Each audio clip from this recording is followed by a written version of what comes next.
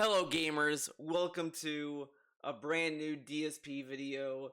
We are going to be watching DSP's most disappointing games of 2023. As you can already see, the quality's garbage. Think about it.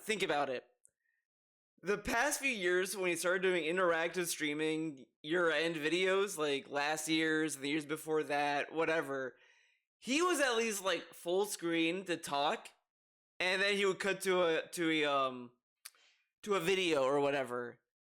DSP's big brain idea is to just be in this little baby mode and just have this be what you look at when he's talking to you. This is not the most great way to experience the content because this looks really fucking stupid. But let's get going. You'll see what I mean as this goes on. Hello everyone, Darkside Phil here. Another year has closed. Indeed, it is January 2024, and early on every year, I take the time to reminisce on the year that was in my classic nice KO Gaming intro, man. Series here on DSP. It is kind of funny when you watch this. It starts off with a KO Gaming voice, but as it goes on, it just dies. It just gets killed. The KO Gaming voice is hard to do with the face cam, dude. Gaming. Right now, we are going to begin with my first one of the year, which is the most disappointing games of 2023 countdown. Now, every year I do this countdown. I believe this is like my 13th or 14th straight year doing this countdown this way. And what I want to do briefly before we begin is explain the premise, because every year people Dude, he did some weird eye shit. Look at it. This is like my 13th or 14th straight year doing this countdown this way. And what I want to do briefly before we begin is explain the premise, because he kept winking for a bit, like something was malfunctioning, dude. Phil, these are the worst games of the year, right? Right? Right. Wrong. These are not the worst games of the year. You know, ultimately, if you want to talk about the worst games of 2023, you're going to bring up games like this is factually stupid. Think about it. The disappointing game series are based on games that he played, and all those games are always enthralled with "I don't like this" or whatever the fuck. But it's worse in the sense of versus game of the year. Like, if this wasn't like a negative video, then why are we cutting down disappointing games? At that point, like, aren't games you didn't buy disappointing? Like, it doesn't really make much sense. It's like he's trying to make a positive spin of something negative, but it's just mostly when you do these awards or countdowns or whatever, according to Phil, he has to play the game. So would it naturally imply that the disappointing games are bad games too? Come on. Column or Skull Island or some broken indie game that someone played and paid for and it was trash and therefore, you know, it shouldn't even be mentioned. No, my countdown is different, and I've been doing the most disappointing countdown for over a decade, okay? The reason this stands out is because the games in this list aren't necessarily horrible games. In fact, I'm going to outright tell you that many of the games in my most disappointing games listing this year are good games. The problem is the games failed for me for one of many reasons. I'm going to give you a couple of those. Like, for example, maybe a game was great, but Dude, you're doing the countdown now. You're doing it now. Why are you explaining how a countdown works? Like, he's trying to explain why it's not negative, but he could just say, it's not that these games are bad, or whatever the fuck. It's just aspects of it are disappointing. Let's get started. But no, we gotta get story time. Kind of fizzled out right in the middle. Maybe the game was monstrously overhyped, and then didn't live up to the hype and the promises that it had told about before the game was originally released. Or there's a new running theme this year, and you're gonna see in many of these picks, this is exactly the same thing that resonates and makes these games disappointing. Games that don't hold up to their current competition. This year, 2023, man, let me tell you something. A lot of the games that came out would have been perfectly fine for a previous year, but these games had direct competition this year that made it that they just weren't as good as they should have been because someone else completely outshined them. And so... Wait, what? Hold up. These games had direct competition this year that made it that they just weren't as good as they should have been because someone else completely outshined them. So this is stupid. You know what he's talking about, but the thing that's really dumb about this, you're basically stating to people you're blaming the game for factors that's outside of their control. Think about it. He just said, well, you have these games and then their competitors, like, it blows them out of the water. That's not really disciplining for the game. The game did not, like, create that. Like, come on. I know what he means, but there's a better way to say it that sounds smarter. This just sounds really stupid. And so, this is going to be a very interesting countdown. Here's Very how interesting. it works. I'm going to play video of a said game. Oh my god! And they actually explain how he makes it, dude! You're doing the show right now! Oh my god. Talk for several minutes about why I feel that game belongs at that I'm going to play video of a said game, number it in the countdown, and talk for several minutes about why I feel that game belongs at that part in the countdown. Man, this dude's getting old. Just to forewarn all of you, this is me playing my own videos from the year. They had a face cam. They had a leaderboard. So you might see double leaderboard. You might see this face cam. Oh my god, okay. Let's just move on ahead. Let's move on positively. It is what it is, all right? So please bear with it. This face cam is going to stay right here for the entire thing. So if you want to hear directly from me, look at this camera. Okay, the other one. I got a crazy idea, guys. Let me know if I'm going a little too insane. You know, let's think about this one, right? Why doesn't DSP just have his face cam be the main picture and the game he's talking about be the little picture-in-picture? We've already seen the game. You have a playthrough of it already, so it doesn't really need to be full screen. Because this is a talking head video. So why not do the opposite? Maybe I'm stupid. I am a dirty troll, dude. Maybe I'm just being negative and stupid about it. Aren't really me. And the leaderboard at the bottom of the screen you see there in blue, that's the real leaderboard for the night. Speaking of which, this is an interactive stream as much as a countdown video for and now we get to talk about support. People will have the chance to engage, to chime in and say their opinions during tonight's stream. Oh, so, yeah. Let's say I'm going through number 10. And guess what, guys? He read all of them. He read the positive chat comments and the negative. The ones that disagreed with him, he definitely read them for each part, for each game. Game came out and he would see there and be like, wow, you thought I was wrong? Okay, man. Wow, he says that I'm wrong because of this and that. No. Sure, people will be saying stuff in the chat, and then when I'm done talking about number 10, I will go to the viewers and see if they have anything particular to say. If any contributions come in during this live stream, I like how he's saying this to the YouTube viewer, because the stream chatter already knows this. This dude has explained so much. So much. Like we're babies. Like we don't know what we're looking at. Phil, what's the thing on top of green Phil's head? What is that? What is it? You should explain what that image is. Goes out between each part. That way I can finish what I have to say about a particular game before I take in your opinions and contributions, okay? Okay. Particularly, actually right now, I just received a tip, so I'd like to shout that out before we actually begin with the countdown. It is a $30 tip from Haseo X. Oh, Haseo. Let's see what makes the list and to see what how the chat and the viewers are going to react to that. That's right. And one other final Oh my thing, god, too, what kind of fucking statement is that? Oh, let's see your games and let's see the chat reactions. Like, okay. I was just talking about this with my stream chat before I started. Whatever. Right now, things are very different than how they used to be. Oh my god. I've been on YouTube for over 15 years, and this is one of my longest running series. The thing is, oh my god, more bragging.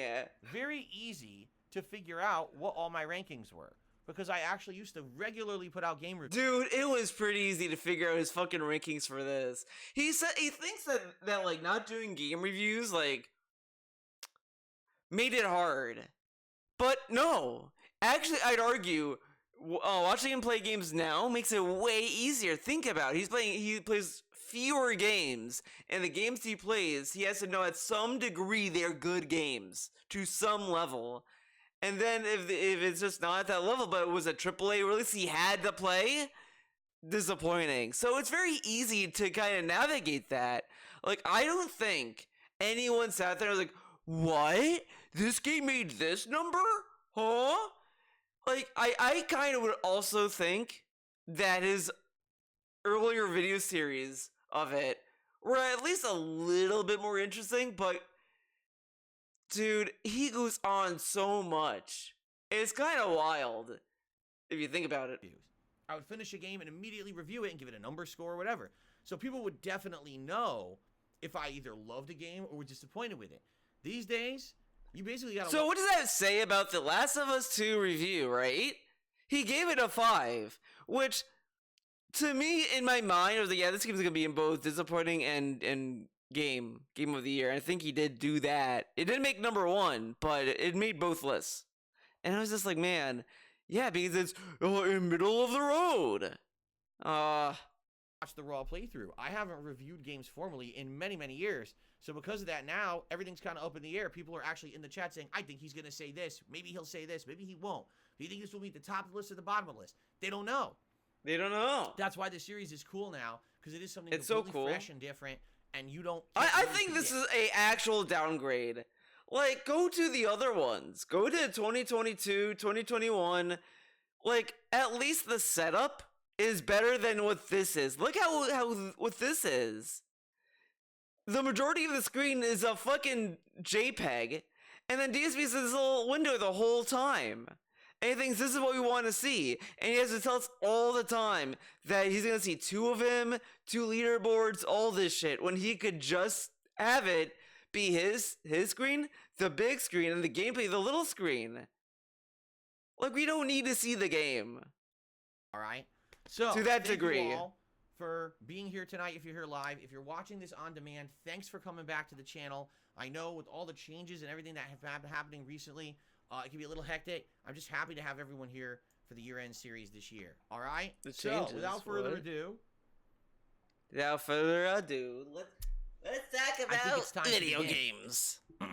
I was trying to do a DSP impression. Just to go right in line with what I was saying, lost in the sauce. The number 10 most disappointing game of the year, so not super disappointing, but definitely had a level of disappointment for me, definitely. is actually a game that I thought was a very good game. And early on in 2023, it was a front runner for me for possibly my game of the year contenders. Ladies and gentlemen, the game I'm talking about is called Hogwarts Legacy. This game is fucking trash. It really is just trash. Sorry, I just tell it as it is, man. But this dude cried so hard, right? About the game not being at the Game Awards. I think the Game Awards, and it's the biggest selling game. And all this shit, and insinuated that all these people had political agendas against the game, whatever the fuck. And there are people that were against it and all this shit. I'm not, but the people DSP was directing that too. It's hard to prove to me, man. Because how do you know Jeff Keighley was like, oh, not my show, or was it just like genuinely a disappointing game that no one would want to give an award to? Come on, think about it. But this dude cried so loud about how this game should have been at the Game Awards to then just put it on the disappointing games list.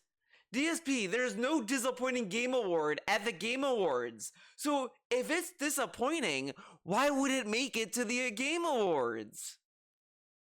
But then again, he would definitely say, well, Final Fantasy 16 is disappointing. That made it to the Game Awards.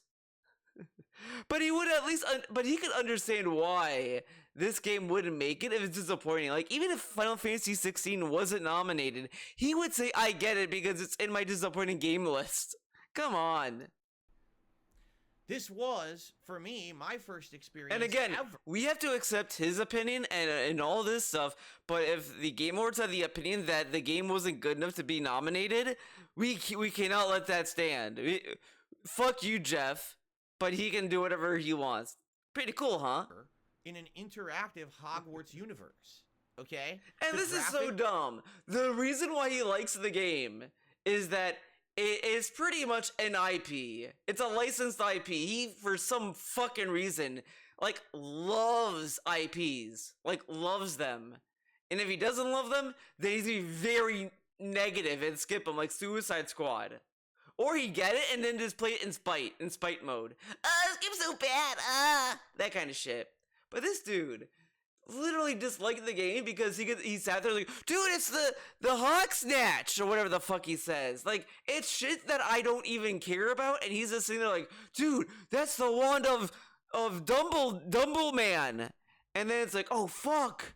And then dude, it's the cloak from the cloak closet. Shit, man, cool. It's dumb shit. And he's like, dude, it's like the property. Like, okay, but what about the game? Oh, well, by the end, it got really boring. DSP has literally shat on games for that, and he's like, dude, maybe it's just not a good game at that point. were quite good. To see an interactive And the graphics. Hogwarts Academy, and then the town of Hogsmeade and everything around Hogsmeade, that's what I was thinking of. Interactive map was amazing. I compared that to, say, the first time when I played South Park: The Stick of Truth. Oh, this is really funny because I remember when they announced South Park Stick of Truth, part of the marketing was literally them saying, you guys get the map of South Park. You guys know the map now. A canonical map of South Park, which to me, it's like, dude, there's no way they're gonna maintain that map in, like, later seasons. Like, no way, man. And they kind of, like, whatever. Anyways, man, that's where he got that from. Literally from a Stick of Truth fucking, like, PR campaign. And he uses it to this. Like, how does he know? How does he know that this is the canonical appearance of Hogland or whatever the fuck? But at the same time, I'm pretty sure the books were also descriptive. Like it's whatever, come on. You could actually see the town of South Park laid out in a big map, and you could spatially see geographically where everything was laid out.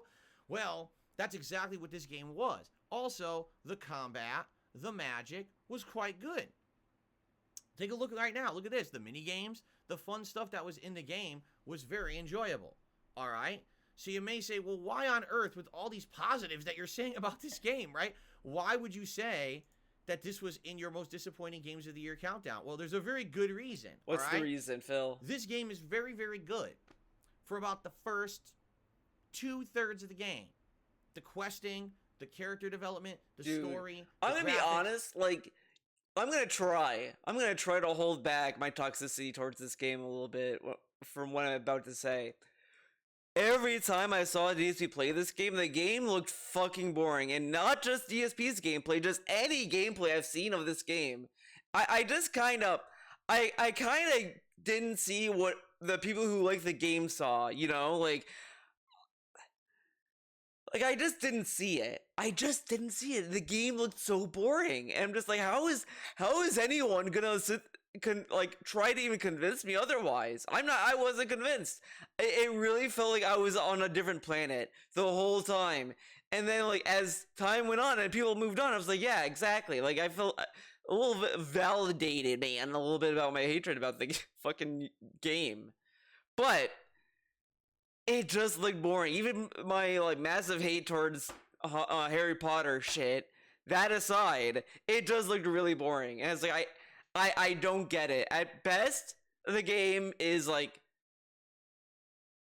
it's playable. Like, it's not exactly 1-to-1, but I would compare it to the Legend of Korra game. It is not awful. It's a bad game, don't get me wrong. But for a licensed game, it's probably the best you're gonna get, especially for a Viacom Nickelodeon licensed game. Like, that's probably the best you're gonna do in reality. And it's still a bad game, but it's like, at least it's playable and, like, fun. But you'll never go back to it. You'll play it once and never, like, go back and never think about it.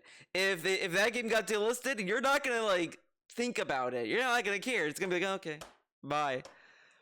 And that's what I feel about this game, is that that's where it's gonna be at best. On a very good day, that's where you'll land with this. but it is just so, it looked so boring. That's throughout the game. Uh The gameplay, the spells you learn, the classes you attend, it feels like you're in an interactive Harry Potter universe. But the major problem for me was twofold. The first problem was directly a problem that the game developers, sadly, did not keep the good pacing and the entertainment value at the same level in the final third of the game. No exaggeration, when you get to that final third of the game, it's boring because you've learned all your spells. What happens? You have all your magic unlocked. You know how to fight. There's nothing left. There's actually an entire final third of the map. This is kind of like, for a video game, that's kind of ridiculous, because, I mean, look at Persona 5. A lot of people criticized Haru in Persona 5 because you get her, like, at the end of the game, which is, like, typical JRPG pitfalls, to be honest, because this is in every Persona game, as far as I've played. You'll get a party member at the very end, and it's like, why would I use this character? Like, and story-wise, they're just kind of crammed in there, whatever. And I just kind of feel, if you're going to do a game and to throw a whole new mechanic by the end, that it's like, why now? But they could have found something, but I know what he means, I guess, but it's like, why would they introduce new shit near the end? That unlocks at the end of the game. And when you arrive there, you're like, oh, what is there to do? There's going to be all this new activity. No, it's the same exact activities you've done for the last 20 some hours, just again in order to beat the game. And that's incredibly disappointing. Like, ultra disappointing, because you're thinking there's more cool finale, and there really isn't a very good finale. And so for me, this game was disappointing because it didn't stay at that same level of pacing. At the end, it just fizzles out. But in addition to that, I think it would be crazy for me not to mention the insane amount of controversy that surrounds this is dumb. Game. This is dumb. Listen to this. At the end, it just fizzles out. But in addition to that, I think it would be crazy. He said he has two things. He wants to say that disappointed about the game. One was the pacing, which he just said, and now he's talking about the controversy that honestly didn't even affect him. Because he was playing the game and all this shit, right? It wasn't like the controversy made him feel bad for playing the game. He doubled down on playing this game. So why bring it up? Oh, to get the clicks, you see. Easy for me not to mention the insane amount of controversy that surrounded this game over the course of 2023, because the original creator of Harry Potter, J.K. Rowling, has become a politically polarizing figure when it comes to things like trans rights and things like that. Politicized. Absolutely. These people, what's their beliefs? Do you know what she thinks about trans people and all that stuff? Do you know? Or are you just saying that, oh, it's politicized, and I know it is because people argue about it, right? Do you know why they're arguing, or do you just know they're arguing? Hate this woman now for the things that she has said and done over the years. Now, this game was not made by J.K. Rowling. This game had no input from J.K. Rowling whatsoever. In fact, there is a trans character in Hogwarts Legacy that is represented. This is so infuriating. People like talk about this kind of like appeasement kind of shit, because it's kind of, you could kind of theorize and all this shit, saying they only threw in that character to just try to dissuade the mob, to get them to like be like, oh wow, actually we're wrong, and this game is cool, yeah. Like, it's kind of what they wanted to go with. It's kind of like, whatever, you know what I mean. And it's like, that's probably why they threw it in there. You could theorize.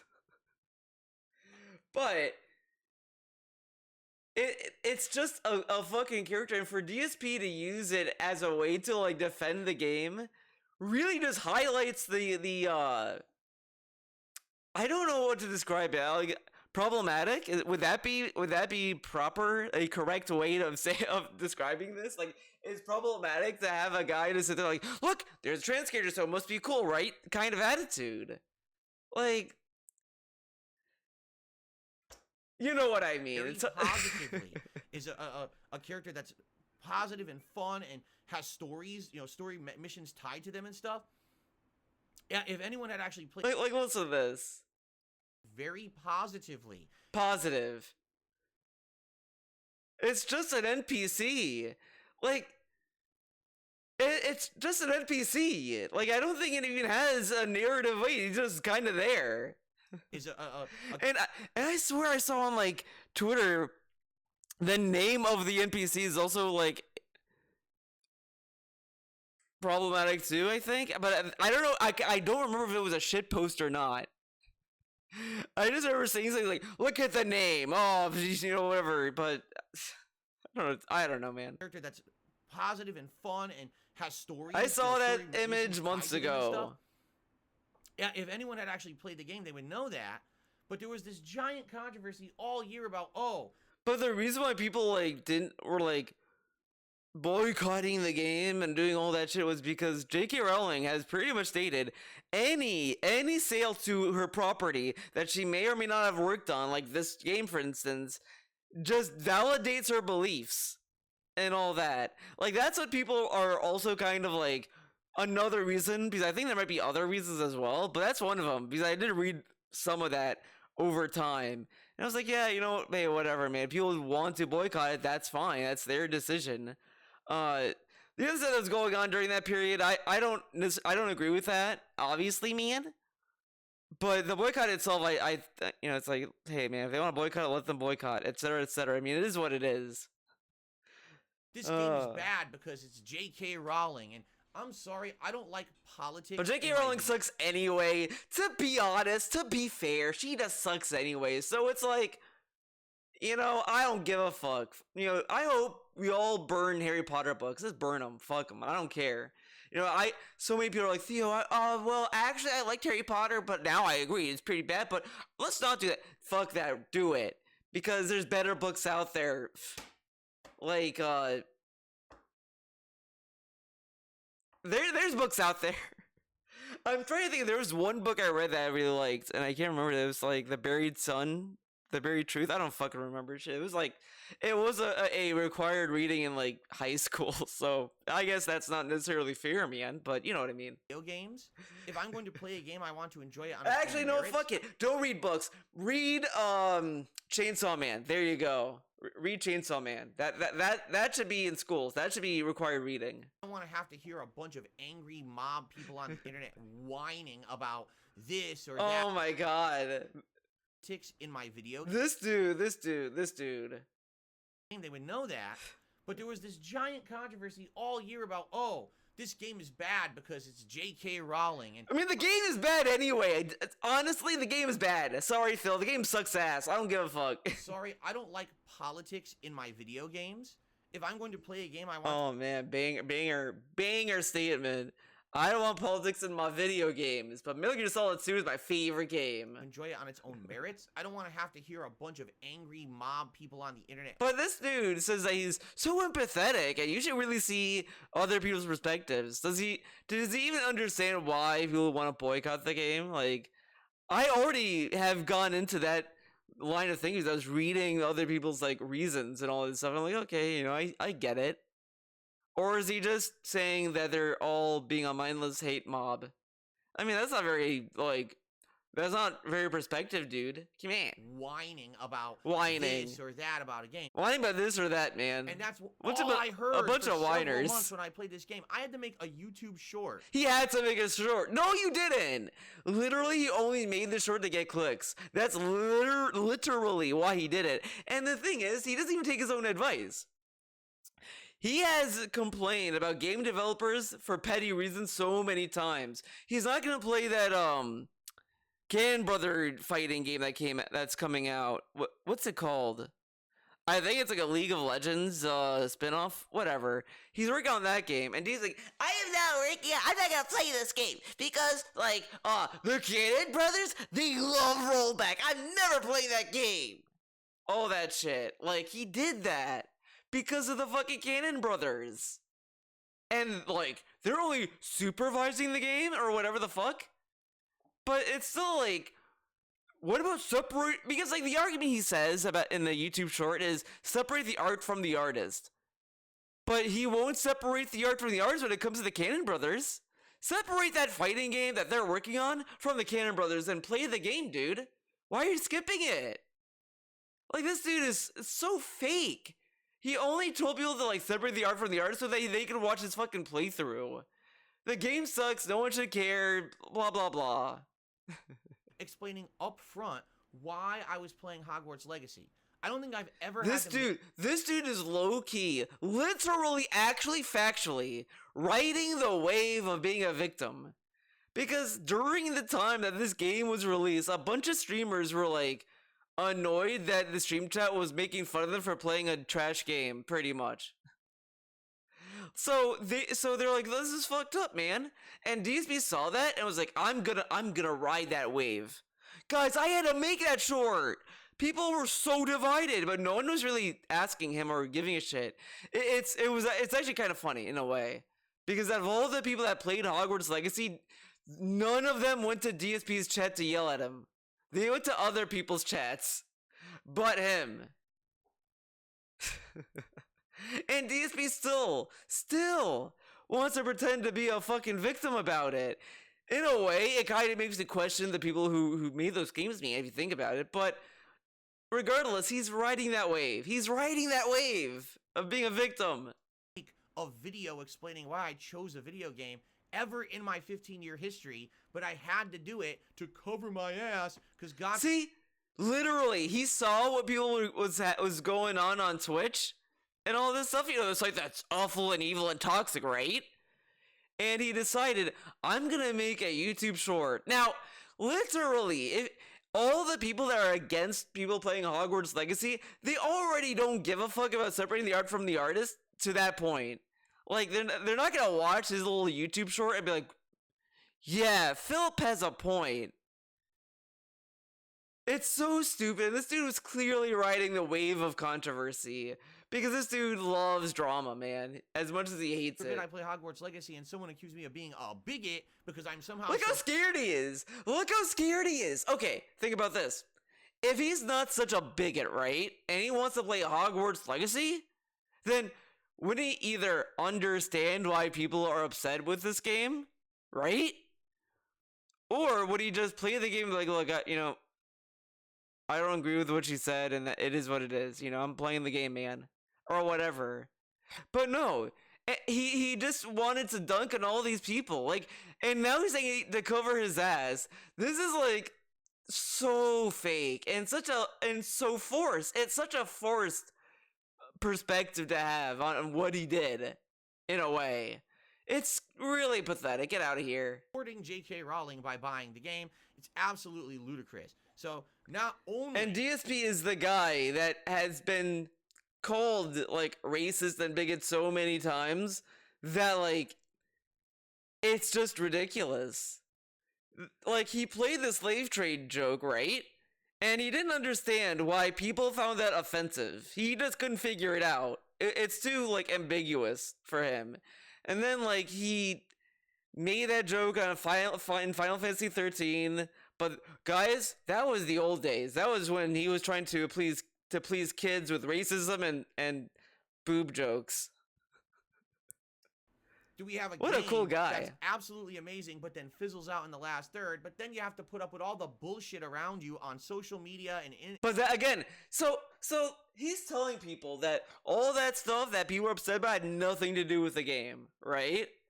But he marked it as a point of disappointment for the game. What were they? So you know, as I said when he started talking about this, what were they supposed to do? They made the game, right? How can they control the people who are like being loud about it being stupid, about the game sucking? Like, what? And you know, he says like, oh well, you should always have fair criticism, and like you should like give them like constructive feedback. What is the constructive feedback about this? Oh, our game was disappointing because it loses its pace by the end. Okay, and people that we couldn't control had a different opinion about the game than what was ideal for us. Oh, they're like, are they supposed to put out like a hit squad on those accounts? Is that what he's saying? The developers should have like sent out the Harry Potter assassins to take them out, okay? So that way the game can be fun. Like what is the what are they supposed to do? The game is disappointing because of the pacing and people didn't like the game. Huh? And all the politics nonsense, it just makes a perfect storm of annoyance. So that's why, for me, Hogwarts Legacy is one of the most disappointing games of the year. Like, but that's also like what are they supposed to do? Like I don't understand why it's the game's fault that it had controversy. What? That sounds like a you problem, dude. It's not the game's fault. And you're gonna like say it contributed to making the game disappointing. Like, what a weak fucking back you have. There's a lot of media that I'm like watching and stuff that's problematic, and I don't like lose sleep over it. It's like, yeah, okay, I get it, but whatever. It has good it has highs in it. There's high highs and low lows, and I move on with my life. There's a lot of problematic shit. That's one of the things DSP bragged about when the game was new. Oh yeah, man. I bet they don't even know the shit Apple does. Oh, they don't even know that all the companies that they fucking like Starbucks. Oh yeah, man, they do fucked up shit. It's like, yeah. Some people can like try to find ways to boycott these things from their life if they want, whatever, or they could just accept it. And just be like, yeah, I understand it's like fucking shitty, but like, there's nothing I can do about it, and or whatever. It's very complicated. But this dude like says all this stuff, then says, well, this game had all this controversy, so made me like disappointed with the game. Okay.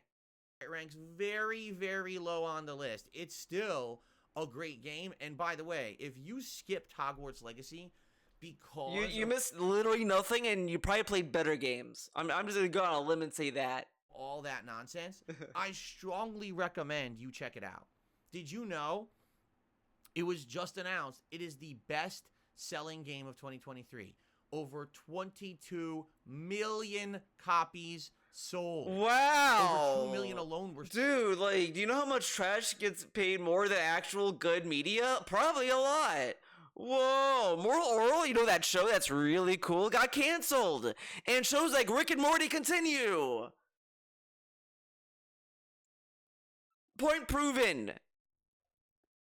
Sold in December on the Switch. Oh my god. Obviously, the game's not the devil.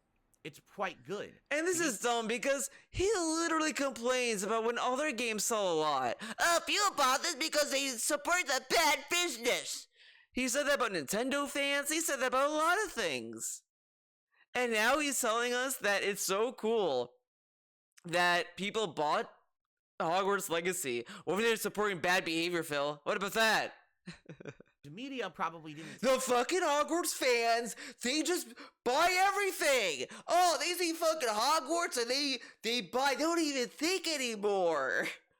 They put it on a console that's gonna make it run for like 5 frames per second. They bought it anyway because they're stupid. That's like DSP logic, man. Tell you that because they didn't cover the game because they felt they had. What about Dead Island 2? That sold a lot, right? That sold like what, 200 million or whatever the fuck? They sold a lot of copies. What about that, Phil? That must be a good game. Why didn't you like talk about it? Boycott it because they don't like J.K. Rowling. Let's listen to this. Obviously, the game's not the devil. It's quite good.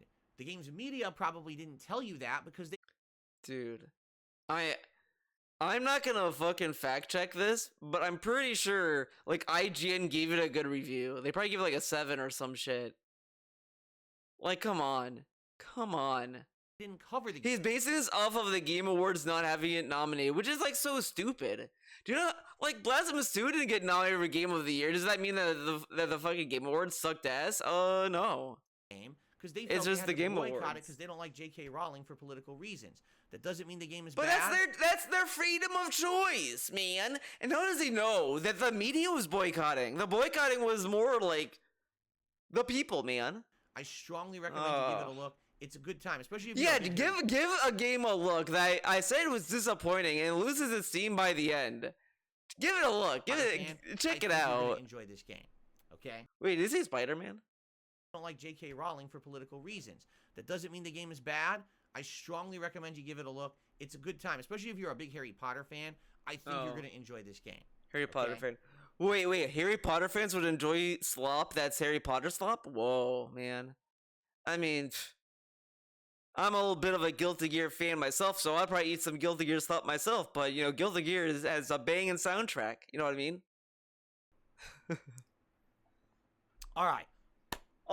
Thank God we got out of the Thank God. I can see thank in the fucking chat God. arguing about it, and I don't want to fucking talk about that for the rest of tonight. We're done with that. But what about people who disagree and agree? Now. Okay, let's we're moving move on. Okay. To my number 9 most disappointing game of the year, and some people will be absolutely shocked by this choice, but don't worry, I'm going to justify it.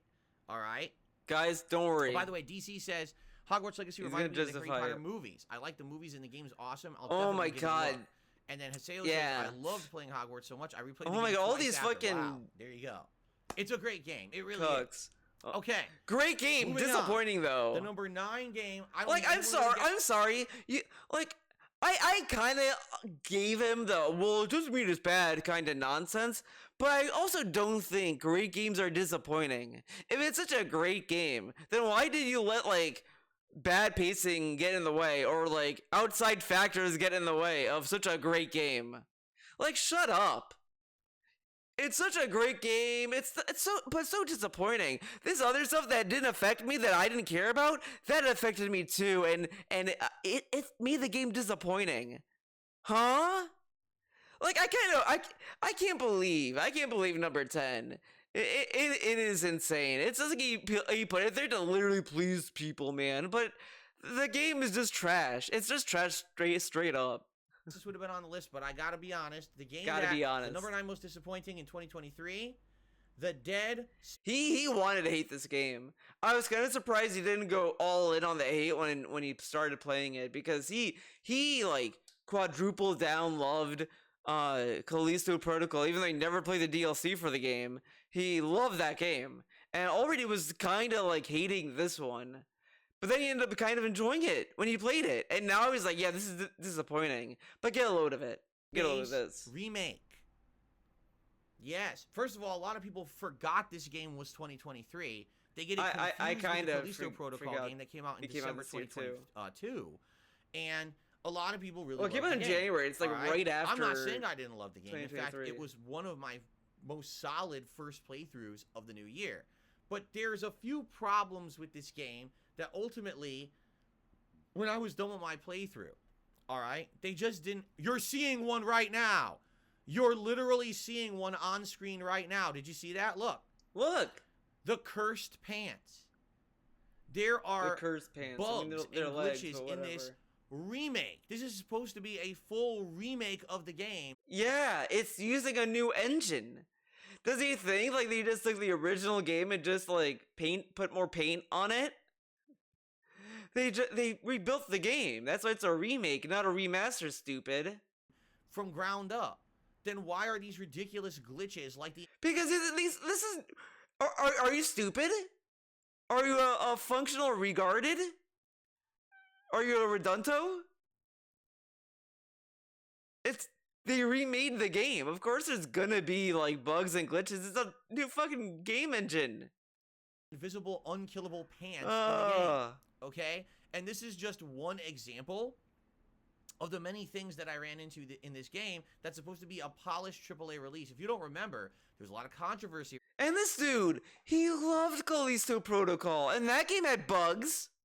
It had bugs galore. And he's like, oh yeah, man, that game rules. Around this game. Why? Because the original creators of Dead Space don't work for EA anymore. They went off and made their own company, and then they made that game, Callisto Protocol. Well, a lot of people didn't like it, so when this game came out, they all acted like, oh, this game's the most flawless game ever. This game had tons of bugs.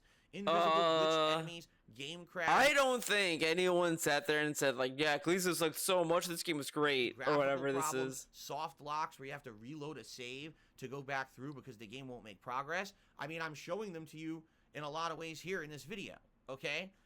Now, did Dead Space Remake have anything new in it? It did. There was a couple segments that were added to the game that weren't present in the original. For example, there was no anti-grav gameplay in the original Dead Space 1, okay? In this game, there's free moving anti-grav gameplay. That was an element that was actually introduced in Dead Space 2. And so the fact that that was in Dead Space 1 made it feel a little bit new and refreshing. All right? And yes, I would say one or two of the boss fights was kind of remixed.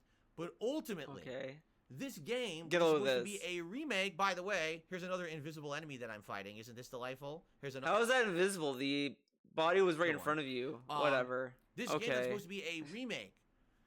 Sadly, doesn't hold up to the other remakes that have been coming out recently into the survival horror genre. For example, we had Resident Evil 2, 3, and 4 remakes, all of which I would argue are kind of better than the Dead Space remake. And you may say, well, maybe Resident Evil 3 remake isn't. Okay, arguably you're right. Arguably you're right. Arguably you're right. To this day is like the textbook case of an amazing modern survival horror game. Resident Evil 4 remake also came out this year and was far better than this game. This game, in my opinion, followed I guess better than this game, sure. Far too closely and reused way too many. Oh my god, get a load of this. Get a load of this. Came out this year. We have to hear this. Far better than this game. This game, in my opinion, followed the original Dead Space far too closely and reused way too many games. So get a load of this. Get a load of this, right? Final Fantasy VII Remake comes out. He plays it, beats it. The game is disappointing. It's not Final Fantasy VII Remake. It's like a reimagining. They didn't tell you that they're gonna like change the game completely. The story isn't the same from Final Fantasy VII. It's so different. It's so different. I can't wait for the new Final Fantasy VII Remake because we know it's a different game now. It's not a remake of 7 like we thought it was. All this shit. Dead Space Remake follows the original, and that's a bad thing. What do you want? Games to follow the original or to not? Like, come on, think about it. Play elements, too many enemies. A lot of these rooms are absolutely identical. In fact, if you actually play Dead Space 1 and Dead Space Remake, only I would argue 10%, maybe 15% of the game is anything new. Most of it is exactly the same as the original. So if you never played the original, like this is why no one should make games for DSP. Because one day he'll say this is what he wants, and the next he'll say he doesn't want that. He wants it the right way. What is the right way? You have to figure that out. But if you did, should you really be paying $60 for this game? I think it was 70. 70 at launch. I can't remember the exact price point. And I think it should have been 60. Premium dollars. 70 is kind of silly. That you've already played. They didn't add enough in. In fact, one of the things they added, get this, you can walk throughout the entire Ishimura ship. In the original game, you had to do... Dude. He praised Hogwarts Legacy for the map. And you get to see everything and blah, blah, blah, blah, blah. They let you go through the whole Ishimura and walking around it and all this stuff. And that's, like, bad? Now that's, like, not a big deal, but... It was such a big deal for Hogwarts Legacy to have it, but this game, get a load of this. Traveling on the monorail to get from place to place. In this one, you could just walk from place to place. Wow, that really changed the experience. Not at all. You know what I mean? Like, not at all. And I don't even think that's fully true. I think it's just that, whatever. People praise the crap out of this game. Because I think you need to use the monorail to get to some parts. In reality, I don't think that's the case at all. This is just Dead Space 1 with a facelift. So if you like this, you're basically, you love a game that's like 10, 15 years old, and that's fine. But don't say this brand new game is better than the other brand new game. It's not. It's literally reusing all the same gameplay elements and assets and everything that the dev team made, Visceral Games, made 15 years ago. So for me, I went into this game expecting... everything new. I was like, wow, it'll be the same premise. Wow. Ishimura's overrun with these aliens, but you're going to have all these new bosses, all these new experiences, all this new, and it just never happened. It felt exactly like playing Dead Space 1 again with a few minor tweaks and some better graphics. So for me, paying top dollar for a remake, top dollar? Literally, it's really not a remake. It's more of a remaster. That's incredibly disappointing. At the end of the day, oh my god, dude, what the fuck is more of a remaster? No, it's not. They rebuilt the game, stupid. It's up to you to make that judgment if you want to spend like $70 for a game that's literally the same as the first. But, I still enjoyed playing it. But, when you have... Are you kidding me? I didn't even know. I swear I didn't know it happened a third time in this clip. I had no clue. You see this, right? It happened again. Right? So that's what I mean. Like, that just kept happening over and over and over in the playthrough. It's like, and this is supposed to be a AAA $70 game. No, it wasn't. It was disappointing for me. Oh, no. Okay. Okay. So that was my number 9 pick for the most disappointing game. I swear to you, I had no idea that happened so many times in that pick. In that, Oh, my that God. I Get on with it. Okay. I didn't know this was going to So be in DC says, as an original Dead Space player, Dead Space 2023 looked sick. I actually played a good chunk of Callisto Protocol, reminded me of Callisto Protocol. I personally liked Callisto Protocol. I mean, so did I. So did I, man. Callisto Protocol as well. I feel like so many people bandwagoned on the hate wagon for Callisto Protocol. Oh, fuck off. The game sucked ass, and you know it. I fucking played. My friend brought me his copy. He let me borrow it for a bit, and I couldn't even get through it. It was like, this is just trash. I didn't even make it that far, honestly. I got, like, in the prison at first, you know, whatever. And then, like, the shit's hitting the fan, pretty much. And I would go into this hallway, and it would just be like, I think it's supposed to teach you how to do, like, the melee attack. And it's like, this sucks. It's not even fun. And the game sucks anyways. It runs bad. It runs like shit. Trash game. Like, come on. I would much rather play Dragon Guard 3 than experience Callisto, man. Dead Space came out. Everyone, Dead Space is amazing. Yeah, it's the same game you played 15 years ago. Like, you're praising a dev team who just used someone else's ideas and assets. It's this, you know what I mean? I think it got way too much praise. Oh my god. Okay. Would I recommend the original game? What's better? If you're gonna choose between the two, obviously play the modern version. It would be pretty dumb for you to go back and play the one with outdated graphics, and it doesn't have. But the one with outdated graphics is cheap. Like, it's cheaper, man. You could get it for $10, probably. The ability to walk through the ship and stuff. Obviously, go for the better one. But is it worth $70? If you've already played the original, no, it's not. Okay. No, it's not. Roblox says, I think that Dead Space should have only been $40 or less. There you go. Okay. $40 or less. So that was number 8. I don't know about $40. Now we're whatever. number 8. Now this one is a very subjective one. Okay. A lot of people I know for a fact actually really like this game. Get ready, gamers. I didn't dislike this game, but at the same time, for the amount of time I had to sink into it to get through it and beat it, and for the amount that I got out of it, honestly, at the end of the day, I was pretty darn disappointed, especially because there was so much hype behind this game, and when it came out, it was just kind of fizzled. All right, ladies and gentlemen, the number 8 pick for the most disappointing game of the year for 2023 is Diablo 4. That is right. Diablo 4. So pay no attention to the man on the other side of the screen. He is a fake. This is so funny. He loved this game when he first played it. He beat it, he liked it, whatever. He only started to dislike it when people didn't like the season pass, the seasonal content. When people started to be like, oh, this kind of sucks, he was like, yeah, the game kind of sucks, yeah, man. But he loved it. He is not real. Block that part. Put your hand over your screens right now, over that man. Okay? Diablo 4, man. Listen, I'm a fan, an old school fan of Diablo from the 1990s. I played Diablo 1 and 2. When 2 came out, it was a new release. I played it. I played the crap out of it. I loved it. I got addicted to it. I did several different runs of Diablo 2 in the 90s. Okay? I thought it was an outstanding game. And then Diablo 3 came out, which was over 10 years ago, if you're not aware. And when Diablo 3 came out, I was a YouTuber. And I was like, wow, I can cover this game for YouTube. This is going to be really neat because... Such a huge fan of Diablo, man. He loved Diablo. This is a game from my youth that now I can cover for an audience that likes what I do now on the internet. And when I played Diablo 3, people were bored. Like, really bored. Like, they hated the playthrough. And what about you? Like... Dude, he's talking about, like, his experience with Diablo, and he's talking about other people's experience with him playing it. But what did you think of Diablo 3? Why does all his game opinion takes, whatever, tie so heavily to what the viewers think? He loves Chrono Trigger, but not everyone did when he was streaming it. Did that change his opinion of it? No.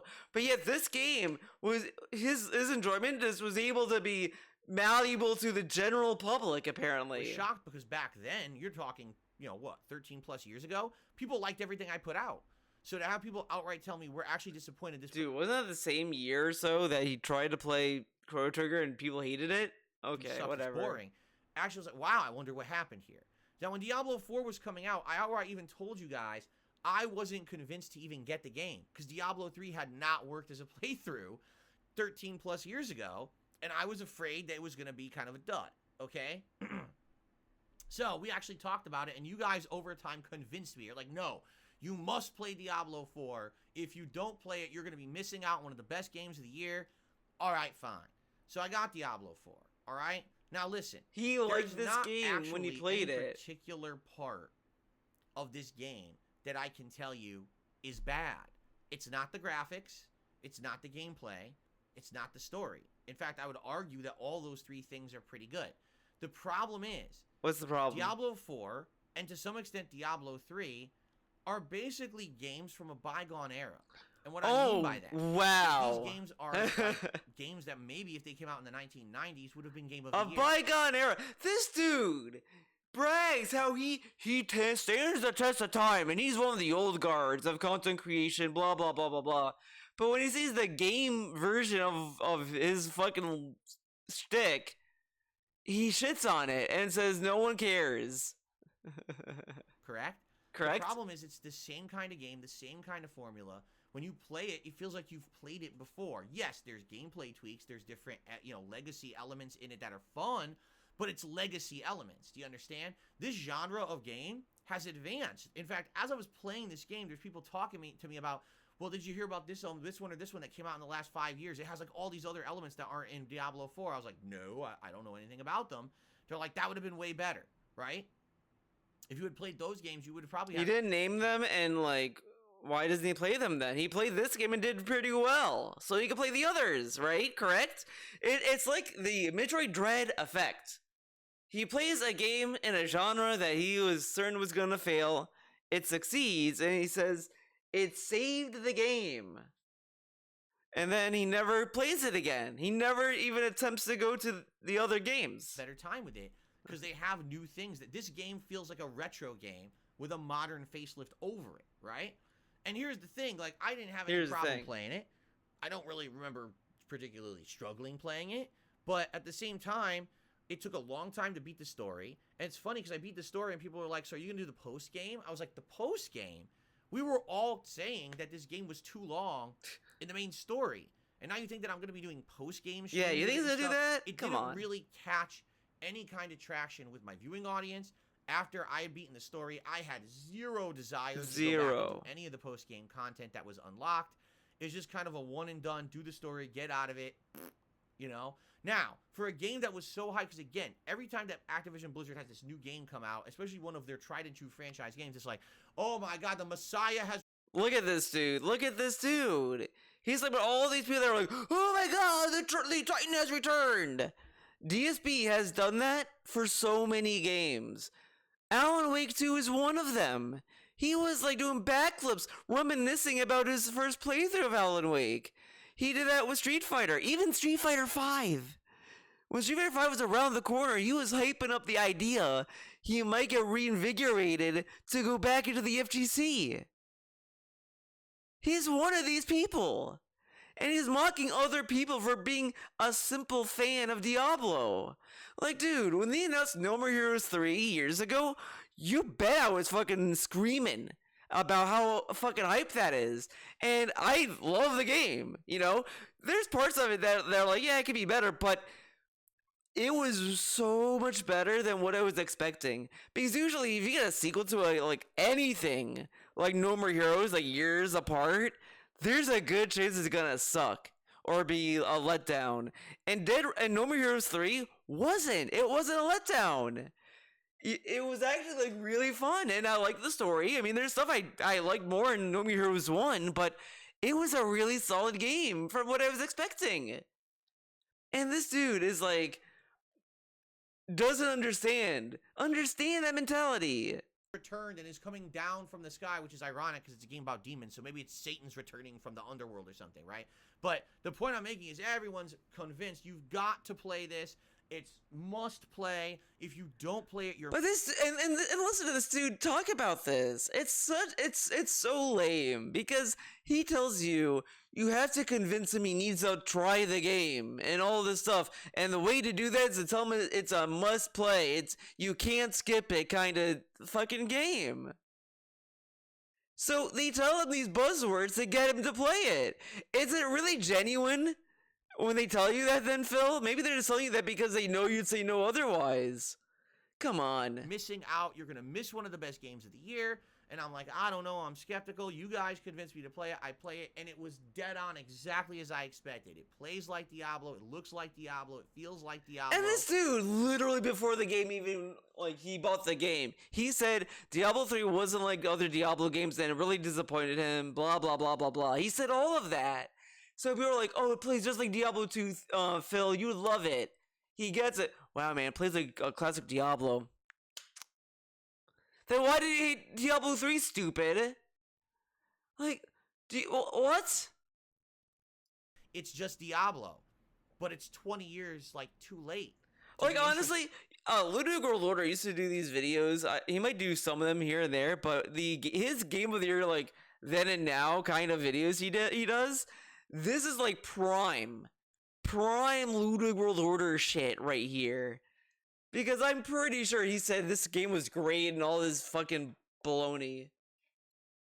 You know what I'm saying? You know what I'm saying? So maybe if I was an online co-op player and I had a group of friends that loved Diablo and we went into the post-game challenge dungeons and we were doing seasonal content afterward, maybe then, all right, I would have gotten more out of this and I would have absolutely been in love with it. But for someone just playing through the campaign, it's just not it. It's not. I felt like it was more of kind of a waste of time. At the end of the day, I couldn't tell you what happened in the story of this game. And I did a full playthrough of the story. I don't know. You want to know what we did? I kept pressing a button on my controller like this. Yeah, see the controller for this. I killed a lot of stuff. We can't That's just understand that's what he killed do. Probably 40,000 enemies, and that's all I can really remember about the game. So, it is what it is. It was disappointing to me because I was convinced by the audience. You guys said, no, you don't understand. This is going to be great. It really didn't do anything for me. It didn't do anything for you. It should have been better, especially if you're a flagship title from Activision Blizzard. They got to do better. There was no innovation. Do better. Nothing to write home about. Just kind of meh. And meh means disappointing in my book. Okay. So there you go. I had a feeling a lot of people didn't know that would be in my countdown either. So there you go. Okay? It's so low-hanging fruit to guess what's going to be on these lists. It's so like, all right. lame. We're 3 in. All right, How do you let's guys go, think baby. about the first 3? You agree? Disagree? DC says, I played a bit of Diablo 3. It was fun. Never played Diablo 1, 2, and 4. I'm neutral with your entry. Okay, fair enough. Okay, Fair neutral. enough. All right, we'll read that. No other takes? No other I think takes? some people were agreeing with me. Okay. So, that's good. Ha. Okay. Okay. Right? Correct? 1,000% disagree. Well, it's a good thing this is my countdown, not yours. There you go. You have the right to disagree, and that's personally fine. It's absolutely personally fine. You know, everyone, it's different strokes for different folks. Everyone has different. Then why didn't you read it? Why don't you read the Good negatives? for you. Good for you. You feel like you got your money's worth, right? Good for you. Shall we move on? He keeps doing the same timing with the finger. Just mid. Whatever. And Carlos says, I'm actually surprised it's this low. For me, it was like the 5th most disappointing game of the year. Wow. No, what I heard is that for hardcore Diablo fans, they were more disappointed than me because they played the post-game content. They didn't like that either. Oh, whatever. Okay. Right after that, wrap it up, Grandpa. Everything that came out was disappointing to Diablo fans, so maybe I actually didn't even dislike it as much as most others. Who knows, right? Okay, Grandma, let's get you to bed. For the record, dude, that's even no more pertinent now. that I can see. If you guys do contribute and I'm not shouting it out, let me know that I missed it. Oh my God! Okay. Notifications and stuff. Yes. Like that. Make sure to give you your Notifications. Blah blah blah blah blah. All right. Okay, so clap. The Let's number go. 7 most disappointing game of the year for me, out of this entire list that I'm staring at right now, I can absolutely positively confirm to you, ladies and gentlemen, number 7 on the list is the most rage-inducing playthrough that I did in 2023. Kirby. I was screaming my head off every moment that I was playing this game. I was getting so upset. and So I actually mad. wanted to quit. The game that I'm speaking of, ladies and gentlemen, of course, is Wolong Fallen Dynasty. Pay no attention to the jackass on the other side of the screen. So Wolong Fallen Dynasty, everybody. Let me tell you guys something about this game. Oh my right, god. this is a You know game- it. You know what? It's so distracting. This dude is sitting there just staring at the data. Is he seeing his own playthrough is like falling in love with himself? He's just every second he's like talking, he looks over and it's like, what is he looking at? Oh man, I look so good in that cowboy hat. Whoa man, look at me, man. with an identity crisis. It doesn't want to be Dark Souls. Back to the data. Does it want to be Neo? Does it want to be Back to the data. Dynasty Warriors? It's hard to tell. Data. Right? It looks Data. nice. Data. Except that data. you can see just data. right now. Data. You can see that data. there's some Oh my fluctuation god. in the frame rate and Dude, choppiness he in the was graphics. sitting there staring at his fucking computer for like minutes. Oh my god, dude, just fucking talk and stop looking at yourself. This game, correct? This game is difficult. It's actually quite difficult. Oh which my is god, fine back to if the you data. play this style of FromSoft knockoff Oh type my game. god. The problem with Wolong is twofold. Number one, the game design forces you to explore every nook and cranny of every single map, because the way that you level up in the game is to actually hit these little flag outposts, and when you hit them, you put your flag up and you actually gain like in-game experience for that level. If you don't hit every little flag in a level, you're too weak to beat it. You get to the boss and you'll be so weak you can't kill the boss. So the game artificially, by design, forces you to do over exploration, grinding, and leveling. But isn't that kind of true with even most FromSoft games? You can't level up until you make it to a campfire. Kind of sounds like the same system, right? And in any other game of this style, you Am I wouldn't have to stupid? do. Maybe Probably. you say, I don't need to fight everything over here. I'll just skip that segment. I'll go over here. In this game, no, you're absolutely positively forced to explore every nook and cranny of every map, and it just feels like a big waste of your time. All right? It really doesn't respect your time at all in that regard. Now, for me, and this is going to be a subjective thing based on my experience, I played Wolong Fallen Dynasty on the Xbox Series X. For some reason, I Okay. thought you were going to say the I don't know Nintendo about Switch. anyone else's experience I was like, playing this on what? any other platform, but it was an Xbox Game Pass game. So that's why I played it on there. Let me tell you, this game performs very poorly on the Series X. At least it did back, what was it, March or April when it came out at launch.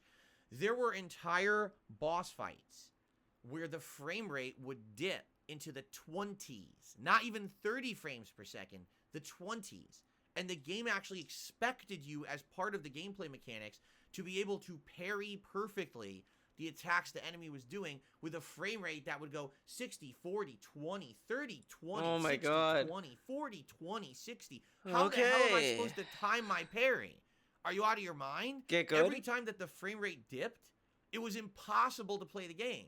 And this would happen over and over and over in the playthrough, making it artificially way more difficult than it should have been. All right? If they just found a way to make the game run worth a shit on the Xbox, then this would have been a much better game and a much better playthrough.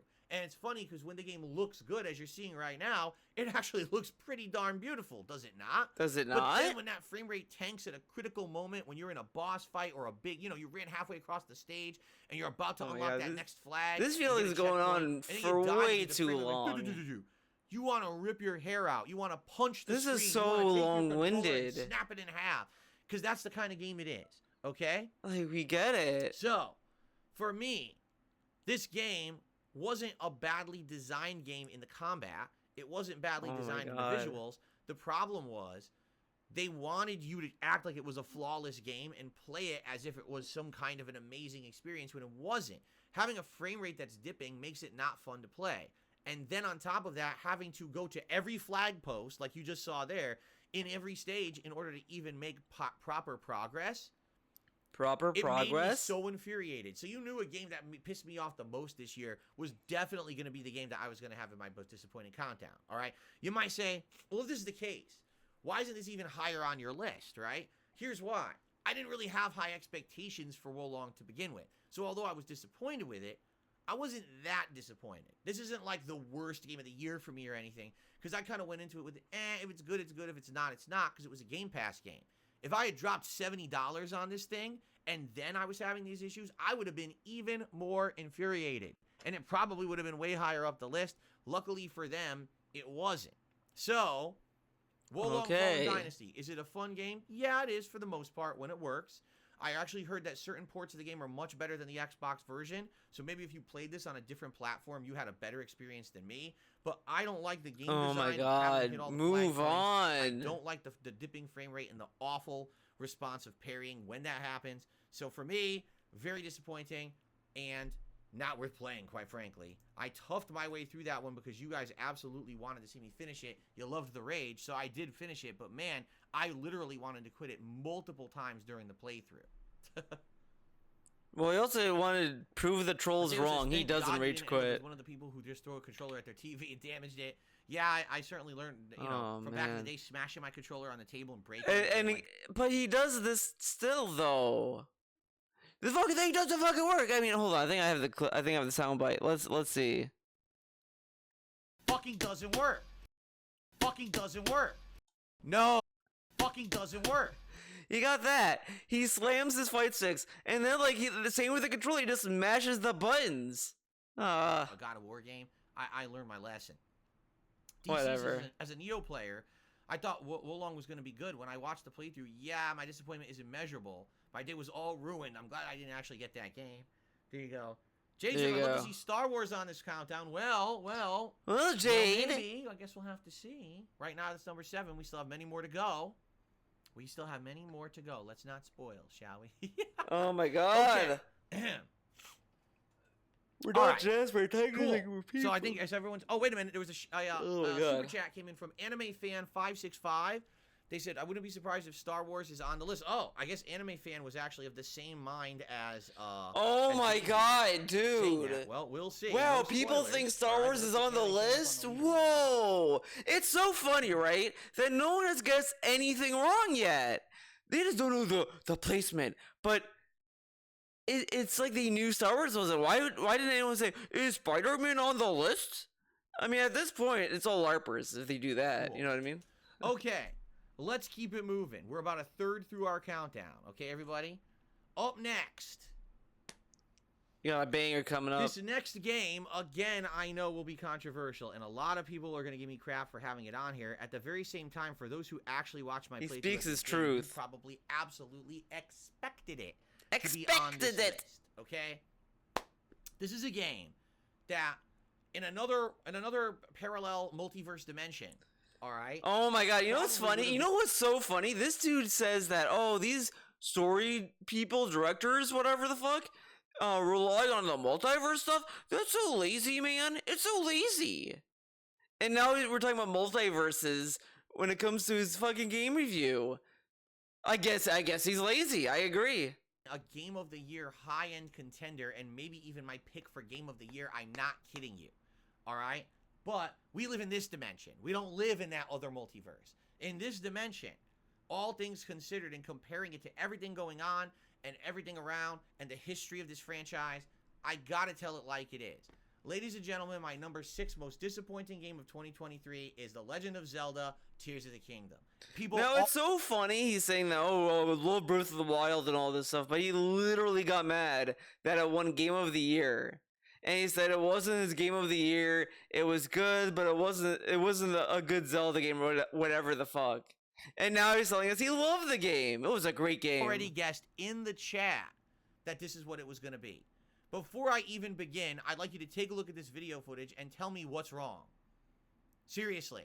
Do you notice a distinct difference between this game and all the other games that Oh my god, this is we know what, we listened to all these frame rates coming from Phil and all this stuff, but Tears of the Kingdom is running on the Switch. I don't think he does compare performance with Breath of the Wild, which is okay, fair enough. They're both the same game on the same platform, same engine, same everything. And there is a little drawback on the performance. The performance is a little bit worse in Tears of the Kingdom.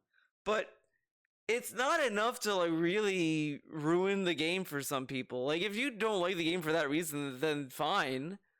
But whatever. It's a whatever point, honestly. But I find it silly coming from him when he played games on a higher end console and it can't even maintain 60.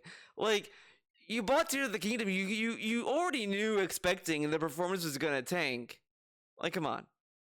I don't even have to, explain it. What's up with the fucking frame rate of this game? It's supposed to be a brand new AAA But get a load of release this though. in 2023, and it runs like shit on the Switch. It's a Switch exclusive that runs like shit on the Switch. The frame rate is sub 30 frames per second. Now, you see, the frames are sub 30. Isn't that a little bit more consistent than Wolong? You know, the game that was on the Xbox Series X and PlayStation 5 and PC that have variable frame rates that go from 60 to 30 to 20 to 50 to 40? But this game is sub 30 throughout, and yeah, this isn't. Why is it 60?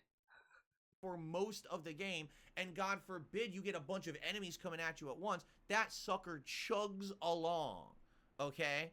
Very frustrating. And it's kind of over exaggerating too, in my opinion. I didn't think it was that bad. Someone just said, "Are you sure this is the right game?" Oh, I'm sure this is Tears of the Kingdom. Trust me. You can see the attachment of the orb on his sheet. Now look how like passionate he is about like shitting on this game. Oh, and the guy made a very obvious joke about it being the same as Breath of the Wild, and DSP just went over his head, couldn't figure it out, and took it and responded to it very seriously. All right. All right. What is it about Tears of the Kingdom that disappointed me? Well, first of all, I want to make this very clear. Tears of the Kingdom is not a bad game. Tears of the Kingdom is a good game. See, like, he starts off this countdown very passionately angry. It runs like shit on the Switch. It's 2023, and it runs like this on the Switch? Oh my god. And now he's like, oh, well, actually, pretty good, man.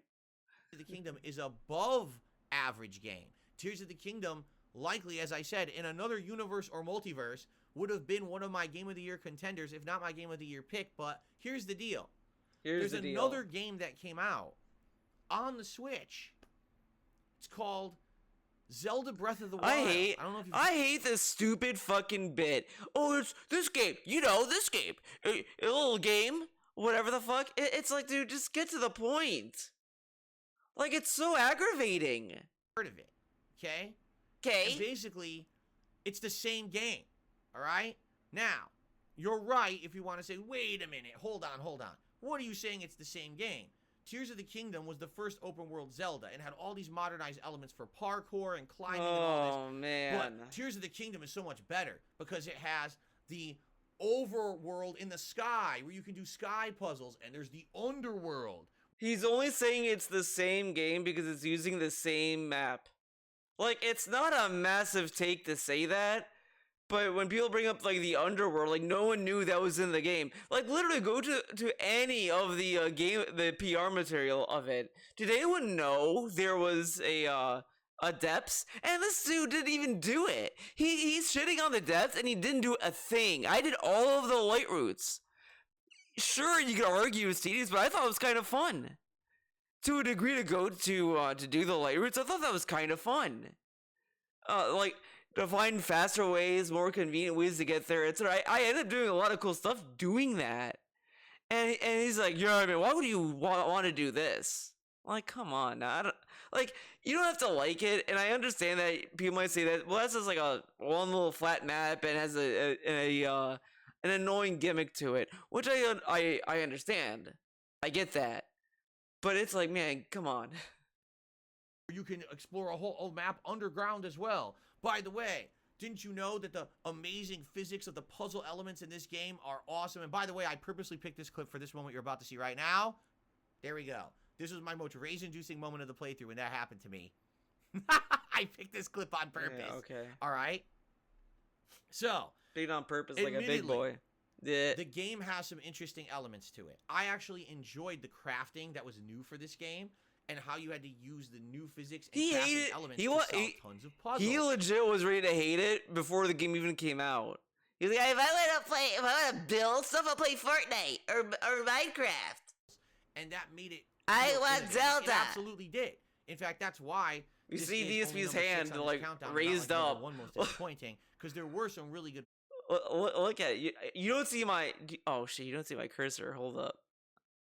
Let's show cursor. Ah yes. Okay, good. You see it.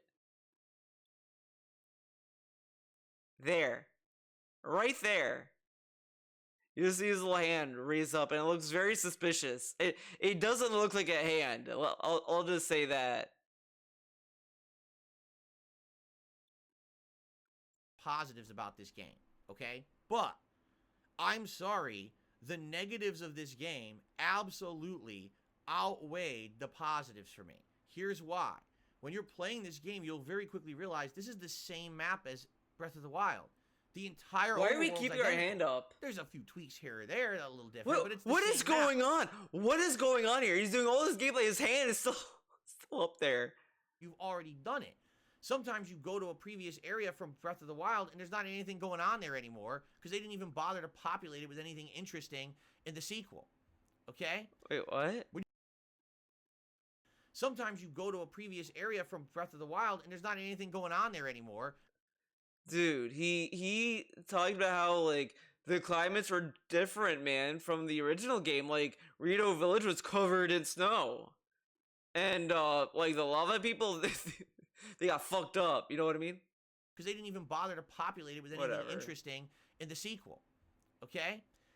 When you go to the underworld, at first it's interesting, and then you realize it's just a dark area with a bunch of areas you can't go because it's all poison, and it's not very interesting at all. It's you just have to get good. You could go anywhere. You just have to like get good. His depths gameplay was so non-existent. It's just non-existent. I did everything down there. I did that side quest where you like rebuild a Poe statue, and that's like kind of fun. And it's like, okay, like I build a car, I use the robot, I use all kinds of stuff. And this dude is like, oh well, why would he do this? You know, like it's boring. You can't go anywhere. Actually quite repetitive, very annoying to navigate. There is a dungeon down there, but for the most part, it's not that interesting. It's very annoying. Then there's the sky temples. Well, it's nice to oh have my god, we got a hand up and another hand coming out. Like doing shit. What is going on with this fucking clip? Everything that they claimed was something that they were adding in felt like something you've already done before. The only innovative thing about this game, honestly, is the new building and crafting and the physics engine attached to it. Is it fun? Yes. Is it enough to sell you the same game a second time? In my opinion, no. That one element that was unique from the first game is just not enough for me to be ultra excited about Tears of the Kingdom. Now, let's also be very honest about this game. This game has a lot of content. This game has a ton of content. This was the very first Nintendo game that they charged you $70 for. Do you remember that? How hot and contentious it was that they were going to charge actual $70 for a game on the Switch, and people were up in arms. And then the game came out, and you're like, well, you don't understand. See, there's the sky world, the ground level, the underworld, all this exploration and content. To which I was playing the game, and I was like, all right, so fair enough. I can kind of see where they're coming from when it comes to the amount of content. But the more that I played in the game, I realized something very, very important.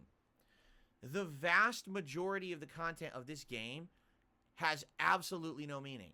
It's just there to say there's... Dude, it's a Nintendo game. It's a Zelda game. Like, how many Zelda games have meaningful side missions? Like, in reality, I think the only one I could think of is in Majora's Mask. That's the only one I could think of. And there's one in Wind Waker, I know, but that one is kind of, well, I don't know if it's required. It might be. Yeah, I think it is because I think you get like a butterfly thing, and you need that butterfly thing to get a map. Whatever.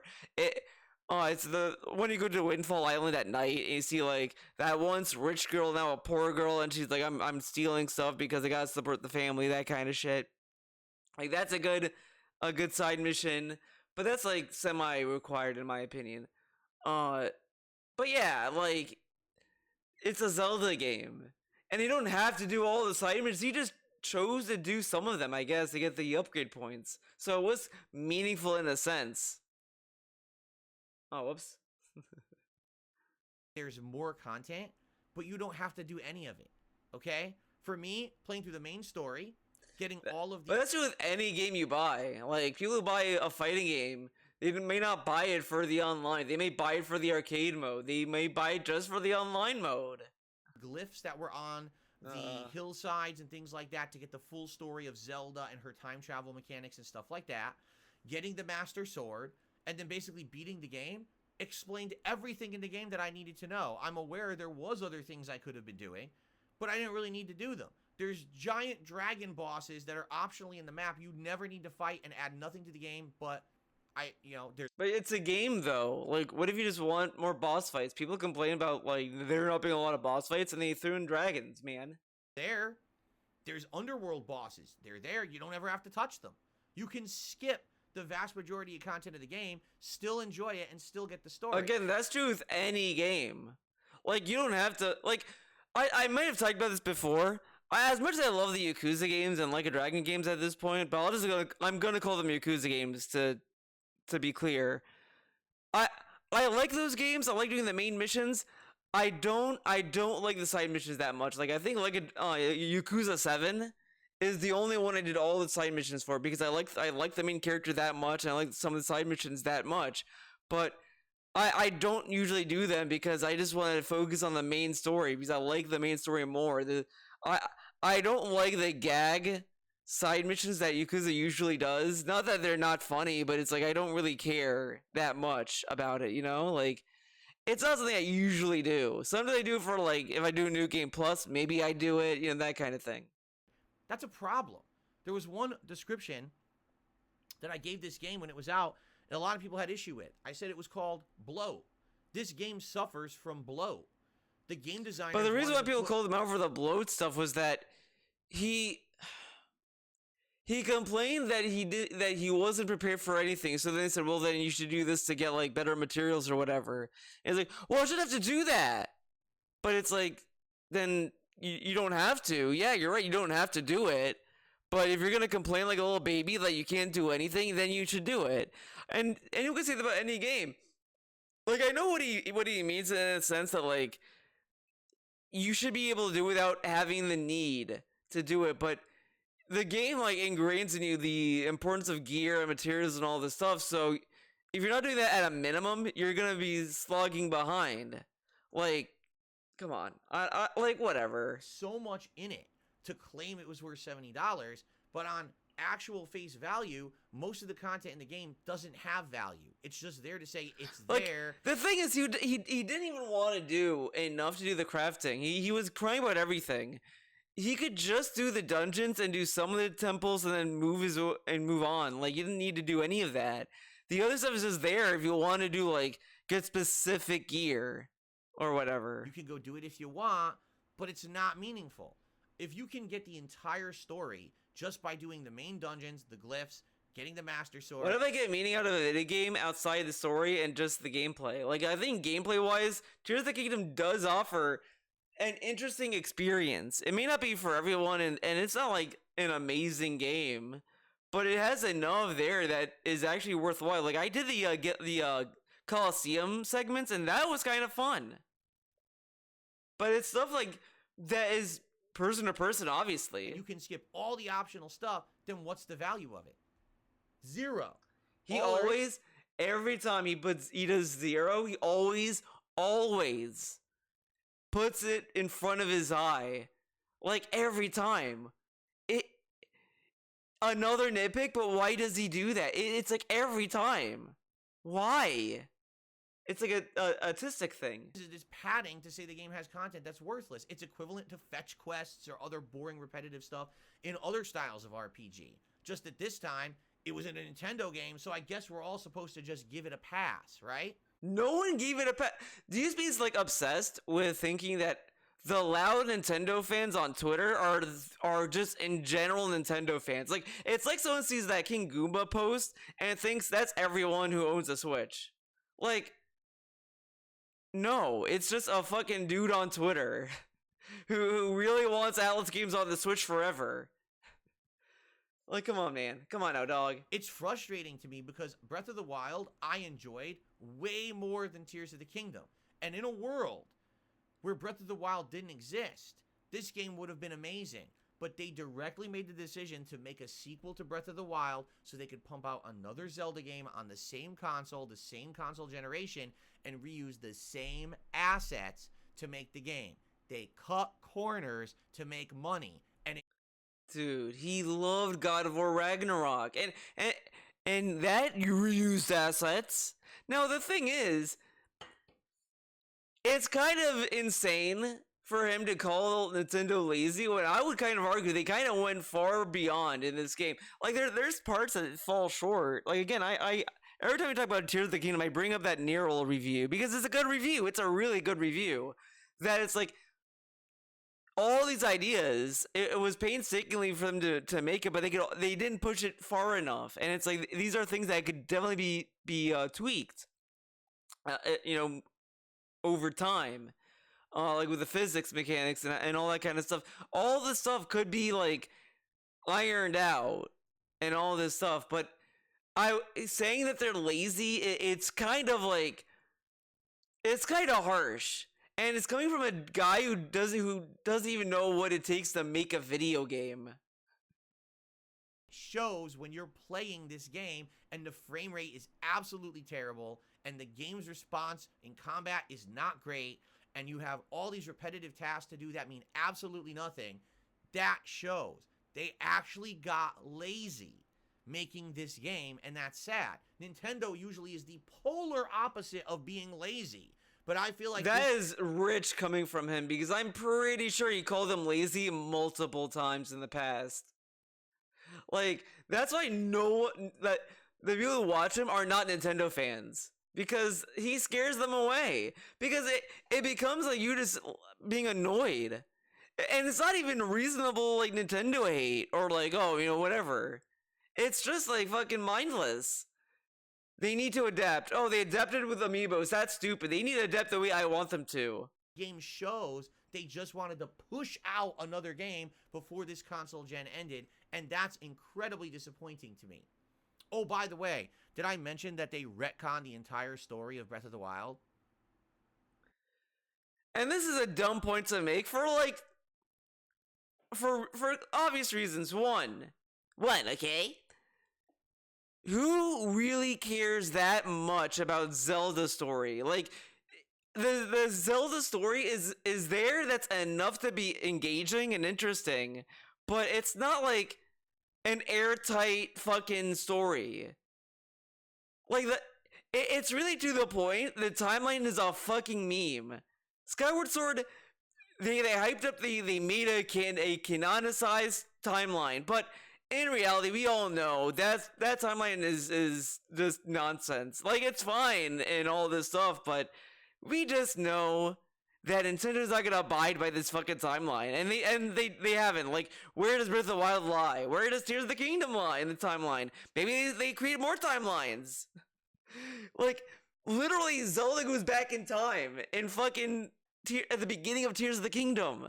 So already, it's like, does the timeline even matter? So, when it comes to like retconning story, like, who fucking cares? Secondly, he didn't understand the story because it doesn't really retcon it at all.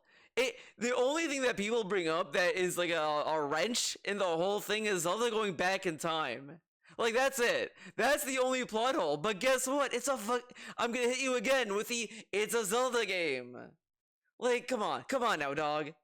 You literally could have never played Breath of the Wild, played this one, and you missed nothing, even though it's a sequel.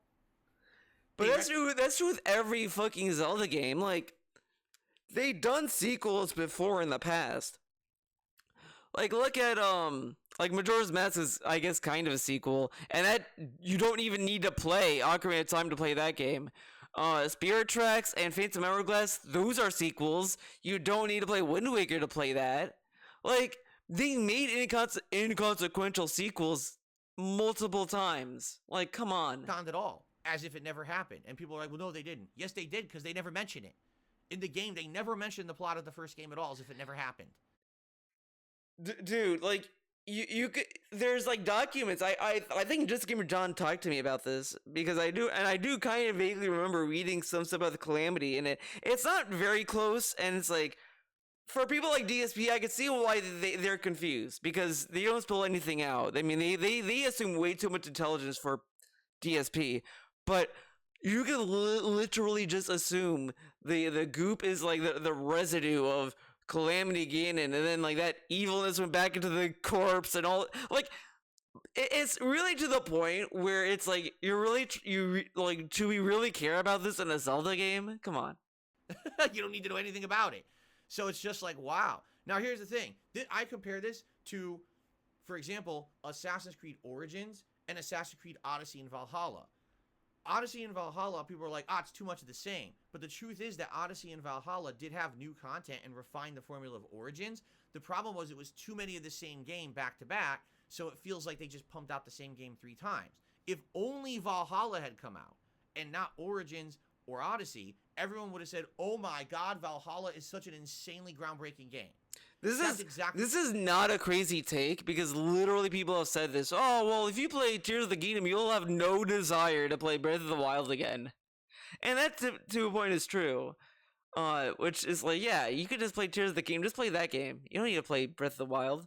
That's like extra credit at that point. Tears of the Kingdom. If Breath of the Wild never existed, this game would be absolutely knock you on your butt insanely good. But sadly, Breath of the Wild came out, was an outstanding, amazing Game of the Year contender game, and now this game just felt like more of the same with a few things thrown at you. So sadly, I did not like Tears of the Kingdom as much as most. It is one of my most disappointing games of the year because of that. Maybe you guys disagree, and if you do, more power to you. You absolutely have the abilities to disagree. Oh, here we go. But that's guess what just happened. All right, we are now halfway through the countdown. Nikita has arrived and is... We made it. Nikita sped run the whale process. We already got the greetings for the whale. Nikita is here. Nikita has arrived.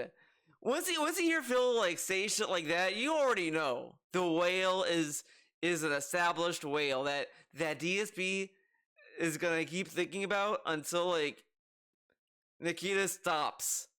Like, it's so funny. These whales are like, at this point, it's just, it's gonna be more funny to see how this continues. Because the longer Nikita like gives Phil all this money, the more entitled he'll get, and the more like, hello Nikita, I love you Nikita, and then he's gonna start like defending Nikita. There's gonna be drama with Nikita, and he's gonna like bend over backwards. The moment Nikita starts talking, because so far Nikita has not talked in chat yet, the moment Nikita starts typing, we're gonna see some shit. It's gonna become another like, well, people already say Nikita's like OIC, which is probably true. So you already know what's gonna happen. Drama, weird, obscure, ambiguous drama is gonna happen, or that like Nikita's gonna stop existing, and then we're gonna go back to being a generous gifter bomb happened months ago, to then like, well, maybe it happened. Like it's so funny. Gifting bombs of 50 memberships each. We just received 2 different membership bombs of 50 memberships on the chat tonight. So everyone who's here is apparently going to get 50 a membership because we just got 100. All right. And this kind of, and honestly, this kind of ruined this entire video. I was debating doing this because honestly, it's just that just tanked what he was doing. And what I'm going to do is I'm going to wait because they take a while on YouTube to get applied. So right now 37 have been applied and it's slowly hitting. You guys are going to see nonstop in the bottom down there. That message probably won't disappear for like a half an hour now. Okay? Thank you so much, Nikita. Thank you, Nikita. Just dropped another 50 memberships on the chat. So 150 memberships tonight. Can you believe it? I think he did another 50 too. I think so congrats to everyone. I think Nikita's just gonna do like 200 gifted subs until like he runs out of money. For supporting DSP Gaming. Nikita just dropped another 50 memberships. It's very obvious. Like DSP, like Nikita shows up, does 200 member bombs, pretty much. Like he just gives him 200 members. At this point, he should just not be surprised he's gonna get 200. If Nikita shows up again, and I'm predicting it's gonna be Thursday. No, Wednesday. Wednesday. Nikita will show up and do some member bombs. On the chat, if all 200 of those memberships stick, we are actually about to hit the record high number of members that we've ever had in this channel. That would be the most, because if we're over 1,000, I think we just had over 1,000, like 1,030 or something. We're at 1,070 something. That's the most we've ever had on DSP Gaming. I think it's really funny. My favorite thing when these fucking whales give Phil money like this, we never have to worry that he'll buy a PC with it. That money's going right to the bills, man. It won't go to anything else. It's so funny. It's so hilarious. He was able to like buy that fight stick for Mortal Kombat 1, blah, blah, blah, blah, blah. But why didn't he save that money for a PC? Then he could save some of this money for the PC money. And also think about this yet again. He's going to get the standard like YouTube income he gets, plus all these 200 member bombs he's been getting. So does that mean he can put this money aside and save it for a PC and then put whatever's extra, like, whatever? What the fuck? What's going on?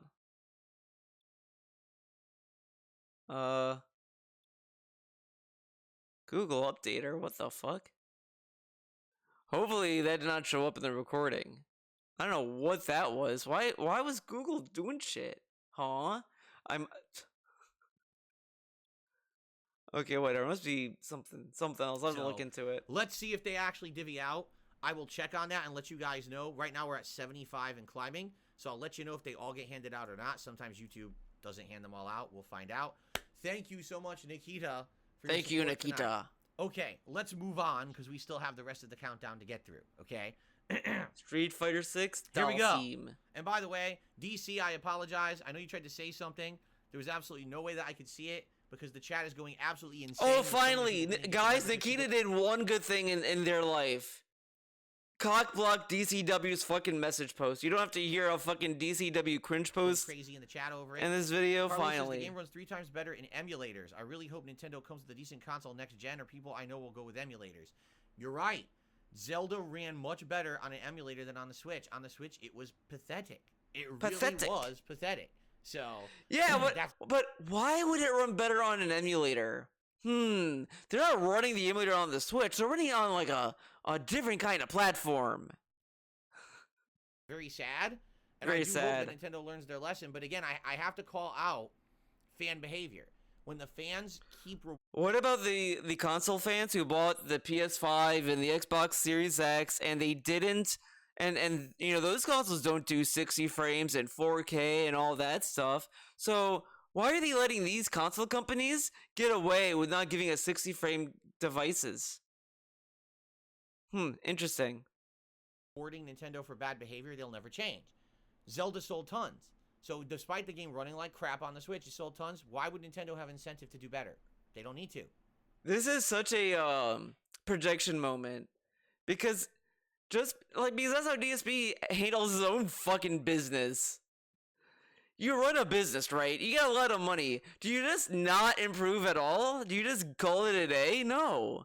You have to maintain that. So you maintain that by introducing the next big thing. Like, it's such basic business. And DSP is like surprised by it. DC, he said, I love your emphasis on the orb attached to his shield. That was funny. I never was a fan. And like, if that's the case, then why didn't Nintendo just make amiibos more and just stop doing consoles, right? Whatever. Game, so that's my 2 cents. There you go. I am a fan of the Zelda games, quite frankly. That's why I'm just disappointed that this game really felt like it wasn't a real new Zelda game. So, okay. Let's continue on. Thank you. The Google update is right for Chrome. Going to continue for quite some time. Thank you, Nikita. Amazing. Thank you, Nikita. Right. The number 5 He's thank you, Nikita, so many times. Honestly, I think I'm more sad about this one than any other game on the countdown. I'm actually like legitimately sad about this game. And the reason I'm sad about this game is because it's a good game. It's a damn good game. I would actually argue the game I'm about to talk about is better than the game it's a sequel of. All right? It's better than the original.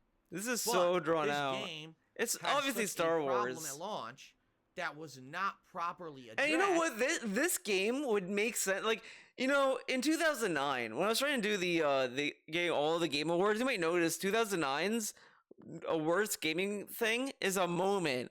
So it's like the worst gaming moments of 2009.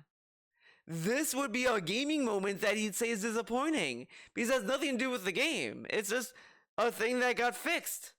That this game ended up being one of the most frustrating game experiences that I had all year long.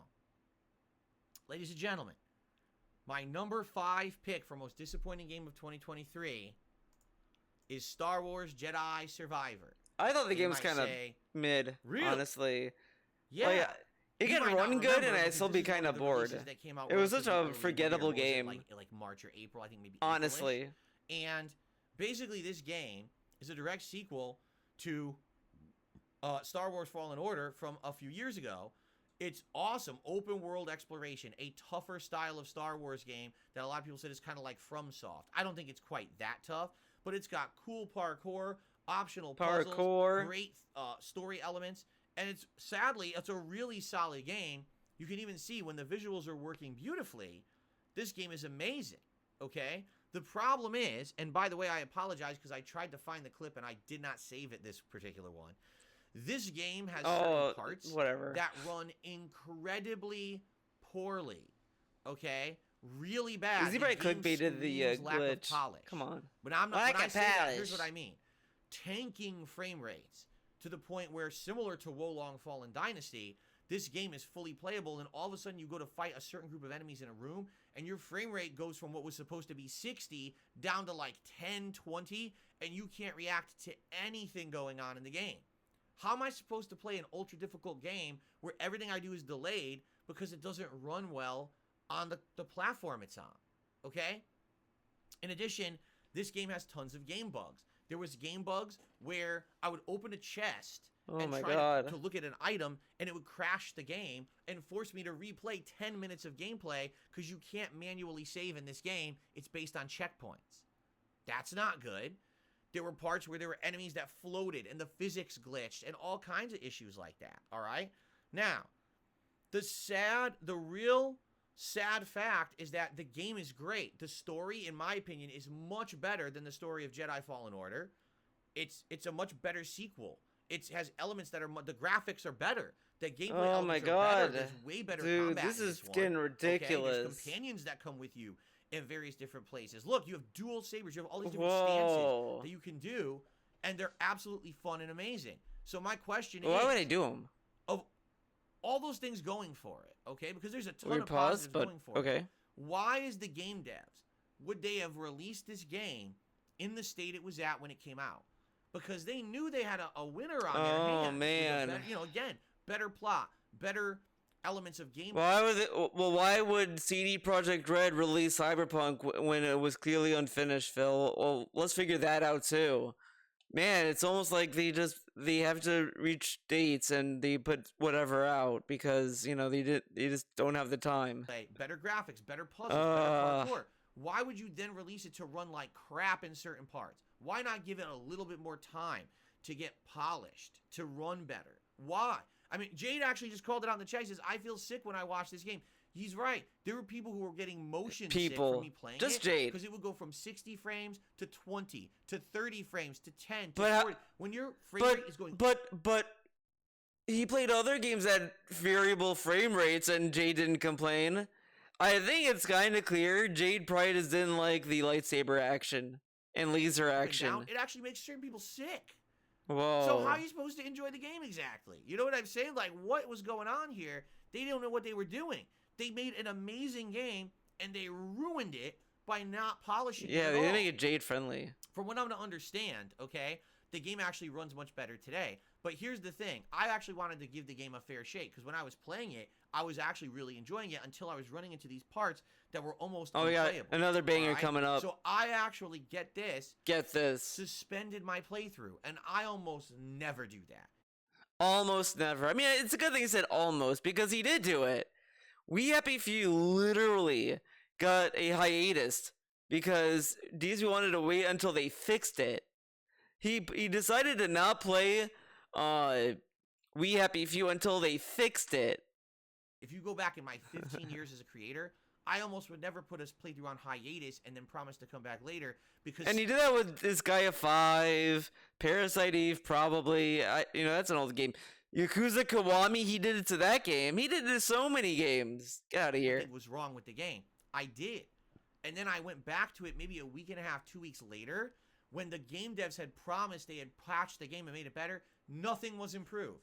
It was the same issues, the same. I just basically toughed through it really badly to finish it, and it was so disappointing. I'm pretty sure you said they did fix it enough for him, but whatever. This is sad because I'm not this sure. seems to be a new pattern with A new pattern. games. They are not fully explored or appreciated. So get this, right? DSP goes on his little stupid ass, bitch ass podcast and says, the management of these game companies. And he starts like crying about the developers and all this stuff. And here we have him just saying, why is this game buggy? Why is this game like that? I mean, you can kind of put two and two together. Think about it, Phil. Why would the game be this way when there's an environment of game developers getting crunched? There's numbers they have to like hit, milestones, all this stuff. Maybe they just were like, well, this game is playable. You can like boot it up, and we gotta launch it. We can't delay it anymore, so they put it out. Like, it sucks and it's a problem, but like, it's one of those things that's like, I ain't gonna be the one to solve it, obviously. By a mainstream audience, You know what I mean? because the game runs like shit, and then it goes viral that the game runs like shit, and now no one's gonna buy your game. I wouldn't be surprised if this game was absolutely polished at launch. This would have been a game that at the end of the year, everyone was talking about as a Game of the Year contender. Instead, did you hear a single person at all mention this game, Jedi Survivor? And I honestly think that wouldn't be the case, because usually if the game is like really good, people can look past a lot of the bugs. I mean, Cyberpunk is a literal like definition of that. It got clowned on at launch, and ever since it fell on its feet after a while. Like, if there was nothing to Cyberpunk at all and all this stuff, then people wouldn't give it another chance. I don't think that if this game ran better, people would love it. If that's the case, then it's kind of sad, because that would mean the whole game is boring and like nothing carries it, in my opinion. I don't know. I don't know what I was gonna say. I forgot my train of thought. But like, dude, the gameplay is the least of its concerns, because everything just was boring. Again, I can't tell you. Like, I dropped playing the game and I never went back to it. I never had the itch to go back. Never thought about it. At the end of the year, as a Game of the Year contender, nothing. Everyone had completely forgotten about this game as if it never existed because of its issues. At least not because of any controversy, right, Phil? And that's absolutely positively sad. Because again, that's why this is number 5 on my list and not lower. Because I thought the game was great. When I beat it, I was like, my God, the ending was amazing. Why does no one talk about the game? Because it runs like shit. They need to stop like doing this. duty. Whoever it is, whether it's the person in charge, the management, the publisher, whoever's putting the pressure on these studios has to cut the shit and say, listen, take the time to make the game good and run well, because we don't want it just sucks. Like, it's just you're not gonna get these fucking CEO people to be like, oh yeah, you guys are right. We should let developers see their families once in a while. With a game that gets You're forgotten. like, no, they need to live in the studio, and probably today they need to be crunched. All right, we must crunch them. But we must crunch them for all who's their talking about Jedi Survivor? No one. Their worth. First impressions are everything, man. And the first impression was this game was a broken mess, and that's why the game is forgotten and one of my most disappointing. Well, we gotta give DSP multiple chances. All right. This first impression can be so bad, but you gotta give him another chance, man.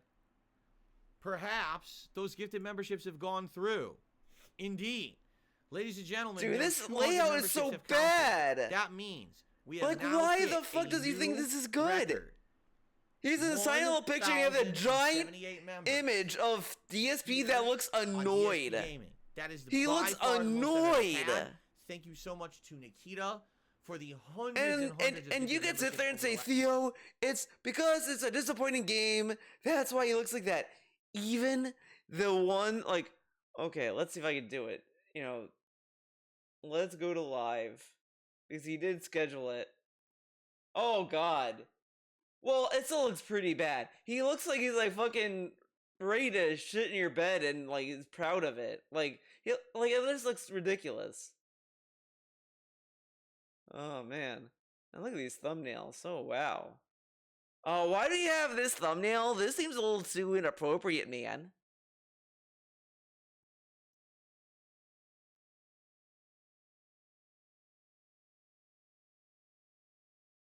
Oh, come on. You can expand. Oh no. Okay. Last couple of days. Thank you to everyone else Thank who you, also is a Nikita. member, and everyone who supports my content in this channel. I really, really appreciate it. Hitting a record here tonight was not something that I was expecting. So thank you so much for that. Hitting a record, man. Ladies and gents, I received a $15 tip From 1 minute, from man. Gabriel, who says, Oh, let's Gabriel. get it. Thank you very much, Gabriel. Let's for get the money. $15 tip Is tonight. he, let's I very get the much money? appreciate that. Let's get the money. He's gonna split with him? Cool. Cool, man. Let's get that up on the leaderboard. In the meantime, DC says, with all due respect, I played Jedi Survivor on the PS5. Hold on. I hate this And I never, gift. let alone This encountered gift any looks bugs or so low frame rate. fucking I lucked out. stupid. You're Look right. at look, In look fact, at like he's right, and since we're still in the Oh, countdown, it- we should call this out. Apparently, Damn the it. PS5 was Whatever. the only version that didn't have many issues. PC was utterly broken at launch, and the Xbox had the issues that I addressed because I played the Xbox Series X version. So it was only the PS5 version of this game that didn't have issues at launch. But again, you notice. You know what's funny? He brings that up, but he also said, "Well, it's good to have 3 consoles so I can look at like which one runs the best." And he still bought the game on Xbox. Even though the PS5 version played perfect, you notice absolutely nobody talked about this game after its launch. Neatlife.com.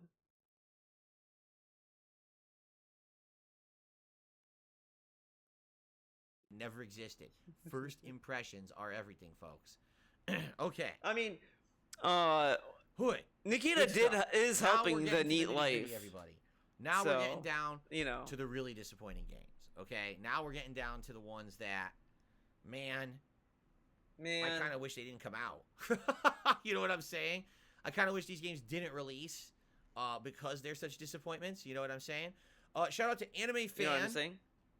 Anime Fan did another super chat and said, fun fact that games are canon to the Star Wars lore. Yeah, I heard that, right? That they actually are supposed to be canon. Who to the Star Wars fucking movies and cares? series. Wow, Star Wars is canon Shout to out Star 672. Wars. 672 gifted a membership and it went to Thunderlips. Who fucking cares? Like, And I thank you to fucking Gabriel, doubt he- the movies. Like, oh, are we gonna see Cal, whatever the fuck, in Star Wars Episode 10? No, we're probably not. I'm gonna say we're not gonna see him there. He's not gonna show up in the the Mandalorian effect. Oh my god, why can't I think of the name? Oh my god. The Mandalorian?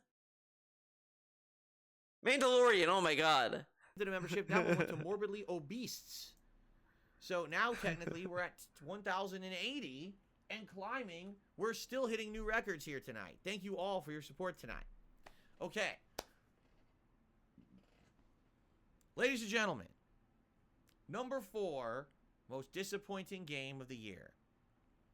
I had said something earlier. When we started this playthrough, I said there are a few running patterns. Oh This game my by god. far suffers as a victim of one of those running patterns. 2023 was the year where certain games that came out far exceeded expectations. They blew it out of the park. And when they did, all of a sudden, some companies started shaking in their boots. Right? Wow. This is dumb. He says it's a pattern, but this only happened to one fucking game. That's a pattern? Okay. Because they realized that they were making games in direct competition, This is... and their games weren't holding a candle. Oh, man. Let's hear this again. Shaking in their boots. Shaking right? your Why? boots. Because they realized that they were making games in direct competition. Why were they shaking their boots? I don't think Ed Boon gives a fuck about Street Fighter, and they're just like, yeah, we're just doing our own thing. And their games weren't holding a candle to the competition. Do you see what I mean? There's some games that came out in 2023 that, if they had released in another year, would have been amazing. We're like, oh my god, that's a super Really? game. Really? Mortal Kombat 1 was gonna be amazing if it came out in 2027? No, no, no, no, no. The game would still be garbage. It's a bad game. Something else came out the same year, they don't look so good at all. And it ended up making those games look very bad in comparison and a bad value and just not up to par with what people now wanted. So, my number 4 most disappointing game of 2023 is Mortal Kombat 1, which of course is incredibly confusing at first because the title is the same as the name of the original game from the 1990s. I hate when they do that. No, that one was called Mortal Kombat. This one is called Mortal Kombat 1. You don't literally say the 1 in the first game. Stupid. Something and act like it's a reboot or whatever. They already did that with Mortal Kombat 9, and now they're doing it again, a second reboot of the franchise. So right from the get-go, the premise is a little confusing and not very good. All right, take a look at what it says right there. Did you see what it said for the ping?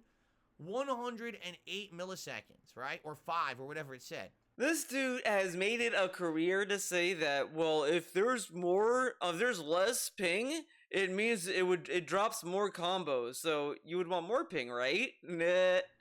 This is an online competitive fighting game. The visuals look pretty good. Take a look at the graphics. That ain't bad.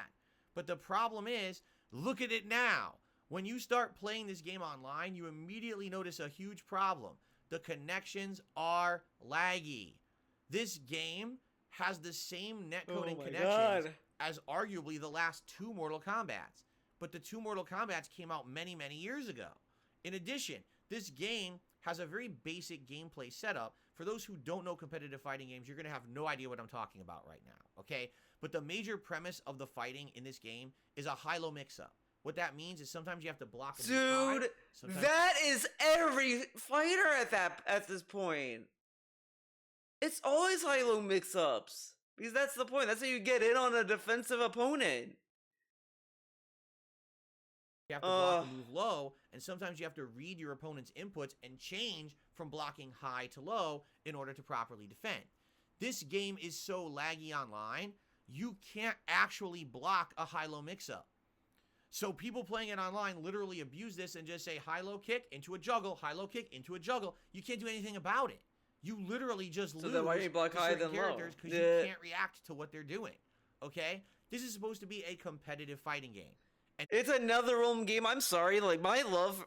I mean, I wouldn't say it's even love at this, honestly. But I used to like NetherRealm games. But the more I played them, the more I hated them.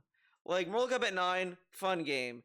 10, it's all right. It's kind of fun, but it's like whatever. Injustice 1, solid game, kind of fun. Justice 2, I do not like this game that much anymore. It's boring as fuck. Mortal Kombat 11, okay, this is fun, but I'm not vibing with this as much as I did with 9 or 10.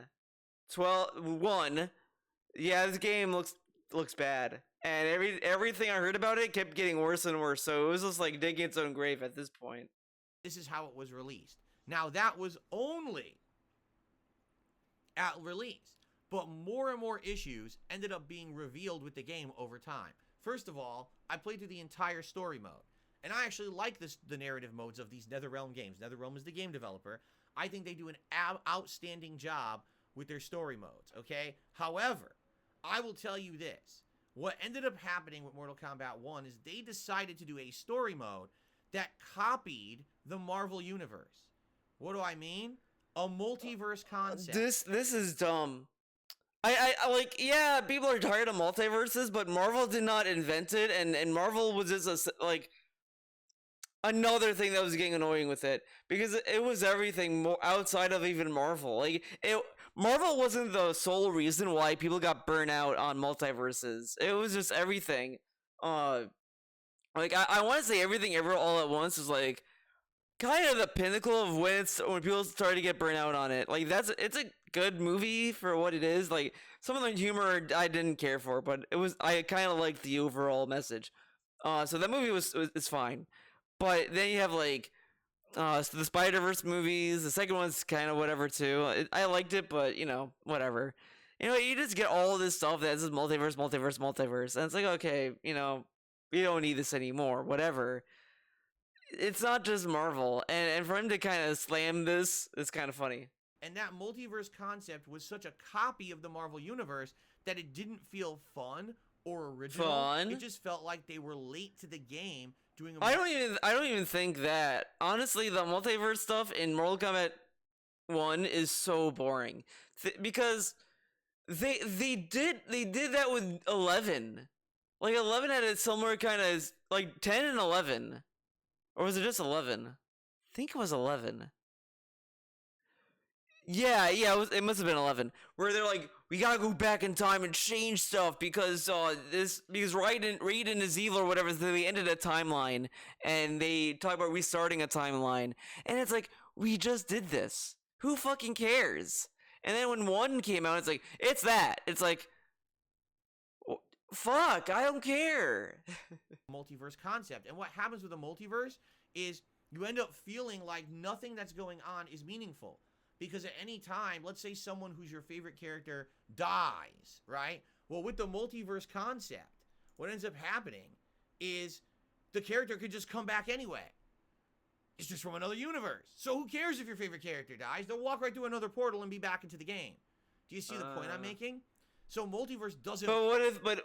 But they can't stay in the other universe. Whatever. Like Mortal Kombat. Whatever. Now none of your characters are ever at risk of being gone from the franchise because they can just walk right back onto the screen. It's no big deal. Okay. So the story ended up really strong and ends horribly with this multiverse plot that was a real fail. In addition, get this. Get this. After this game was only out for about 2 to 3 weeks, not the game developers at NetherRealm, but the players themselves discovered a horrible game-breaking bug that made the game completely unbalanced and unfair. They discovered that player 1 or 2, because forgive me, player I 1, forgot by which the one way, it was, had a huge advantage over the other player. On one side of the screen, you would go to do a combo, and your combo would pass right through the enemy and not hit them. But the person on the other side of the screen could easily perform their combo every time and it would hit. It was a hitbox bug, depending on what side of the screen you're on. That's completely ridiculous and unacceptable in any kind of a competitive environment. It has to be equal footing. And this was fucking stupid ass players, not by the Boone. game developers. The game developers had no clue it even existed. Did they not play test the game or even understand their own gameplay elements? How did they miss this? So they quickly patched it or whatever. But the funny part about it was tournaments had already happened. So entire weeks of tournaments, the results really didn't mean anything. They were worthless because it was unfair. It wasn't an equal playing advantage. So the story is awful and ruins the franchise. The game just sucks, man. The online play is far too The cameo system I hate the most. Like, that killed it for me completely. Basically what they're trying to do with the game. And then on top of that, the game had a game-breaking bug that made it completely unbalanced, unfair, and another one being very money grubby too, kind of killed it too. Even like, worse than Mortal Kombat 1. Oh man! All right. The big problem was that Street Fighter 6 came out this year, and when Street Fighter 6 came out, all right, it basically completely changed the game for the industry. This is another instance. What were they supposed to do? Street Fighter 6 is outside of their control. Were they supposed to sabotage Street Fighter 6? Like, come on. Absolute best online connections, a great online ranking system, a wide variety of characters and gameplay styles, and introducing an insane amount of new games. He praised the ranking system of Street Fighter 6, but he hates it though. People who have losing records are master rank. What about that? Gameplay elements. Mortal Kombat 1 didn't do any of that. It was just a high-low mix-up game with some assist characters coming out. It played almost exactly like previous Mortal Kombats and didn't really innovate at all. So imagine your direct competitor just a few months before your new release has groundbreaking internet connectivity, amazing gameplay elements, the likes of which you've never seen before. They're introducing a ton of new gameplay things that have never even been a part of their franchise, and they're blowing it out of the park on every single level. And then you release an incredibly subpar game, right? Really, Mortal Kombat 1 is not a bad game. The problem is it's just par for the course of what you would expect from Mortal Kombat. It doesn't innovate. It doesn't feel like a new iteration. It almost feels like an expansion from Mortal Kombat 11, and that's a problem. Any other year, this game might have felt like an awesome, complete package. But Street Fighter 6 came out last year, and Street Fighter 6 literally at every corner upstaged Mortal Kombat 1. Didn't have a game-breaking bug at launch, had all these new gameplay elements to innovate in, had the best. I think there play was in whatever the business. There was kind when of this a bug game at came out, launch, it but felt like whatever. you were playing a children's game compared to what you could play with A Street Fighter children's 6, game. and it just lost its luster right away. If you want, I'm to so glad this dude skipped Guilty Gear Strive in a sense, because the matchmaking there is kind of rough. confirm everything that I'm saying right now, okay? Take a look at the player bases for the two games. Street Fighter 6 has massively dwindled, but everyone's hype. People are still streaming the game, talking about it. Mortal Kombat 1 is all but dead. Like, no one talks about it. Almost no one's streaming it. Their tournaments, no one cares. Street Fighter 6 is at the top of the competitive scene, and Mortal Kombat 1, just a few months in, is dead, and no one cares. The only time they talk about it is when a DLC character releases. Oh, Homelander's in it now, so everyone go and play it for... Dude, this is coming from the guy that's hyping up Street Fighter 6 only to play the DLC characters. We're gonna phase Street Fighter 6 out? It's kind of boring now. But I can't wait for Ed to come out, man. a week, and then it's dead again. Okay? So, yeah, Mortal Kombat 1. I was honestly hoping that 2023 was going to be very similar to a year back in the day. If you remember, Street Fighter 4 came out, and it completely reinvigorated the entire fighting game community. Then all of a sudden, you had Mortal Kombat 9 and a new Tekken and another new fighting game. And within a span of 2-3 years, it was like the renaissance of fighting games, right? It really looked like 2023 was going to be the renaissance of fighting games. But then Street Fighter 6... How does he base that on? I mean, they're just coming out more frequently now. Like, whatever. came out, and then everyone's like, oh shit, can Mortal Kombat even stand a chance? And the answer is no. It's like they didn't even try. They paid no attention. There are other fighters that are standing up pretty good. Like Under Night, I'm kind of surprised. I'm seeing more and more people like get hyped for the new one. Recently just got into Under Night, so like I'm a new fan, man.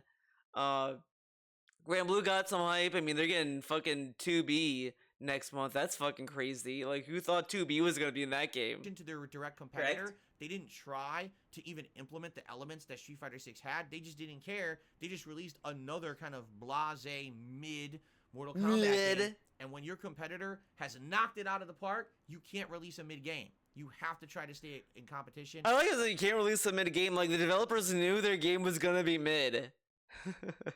And sadly, they have not. Yeah, Ed Boon, just make a good game. Make game good. There you go. There you go. Ladies and gentlemen, thank you. We have 3 left. The top 3. Matthew did a super chat and said, "Evening, Phil. I always look forward to this time of year, and I do agree with you that Jedi Survivor was great, but it should have been handled better with all of those glitches." Exactly. Again, amazing game, handled incredibly poorly. It's going to disappoint the gamer base, and then no one talks about it ever again. And you know, with Mortal Kombat, again, if Mortal Kombat truly was a great game, would people not be still talking about it? Would you not see tons of people streaming the game? That game died like right away within a few weeks. It was like gone again. Everyone went right back to Street Fighter 6, and now everyone's just waiting for Tekken. No one's talking about Mortal Kombat 1 as if it never existed. That's pretty sad. Yeah, because NetherRealm games PC says, "This is a gut and heart wrencher. I love watching you have fun on Mortal Kombat. NetherRealm dropped the ball on the game. Man, what a sad excuse of a game." I feel you. All right. I feel you, man. Okay. But he told us he wasn't that into Mortal Kombat anyway. All right. Once again, if you can believe it, my number 3 pick of the most disappointing game of the year is actually exactly the same situation as my number 4. All right? And you're going to understand why when I show you what the game is. Ladies and gentlemen, the number 3 most disappointing game of 2023 is Sonic Superstars.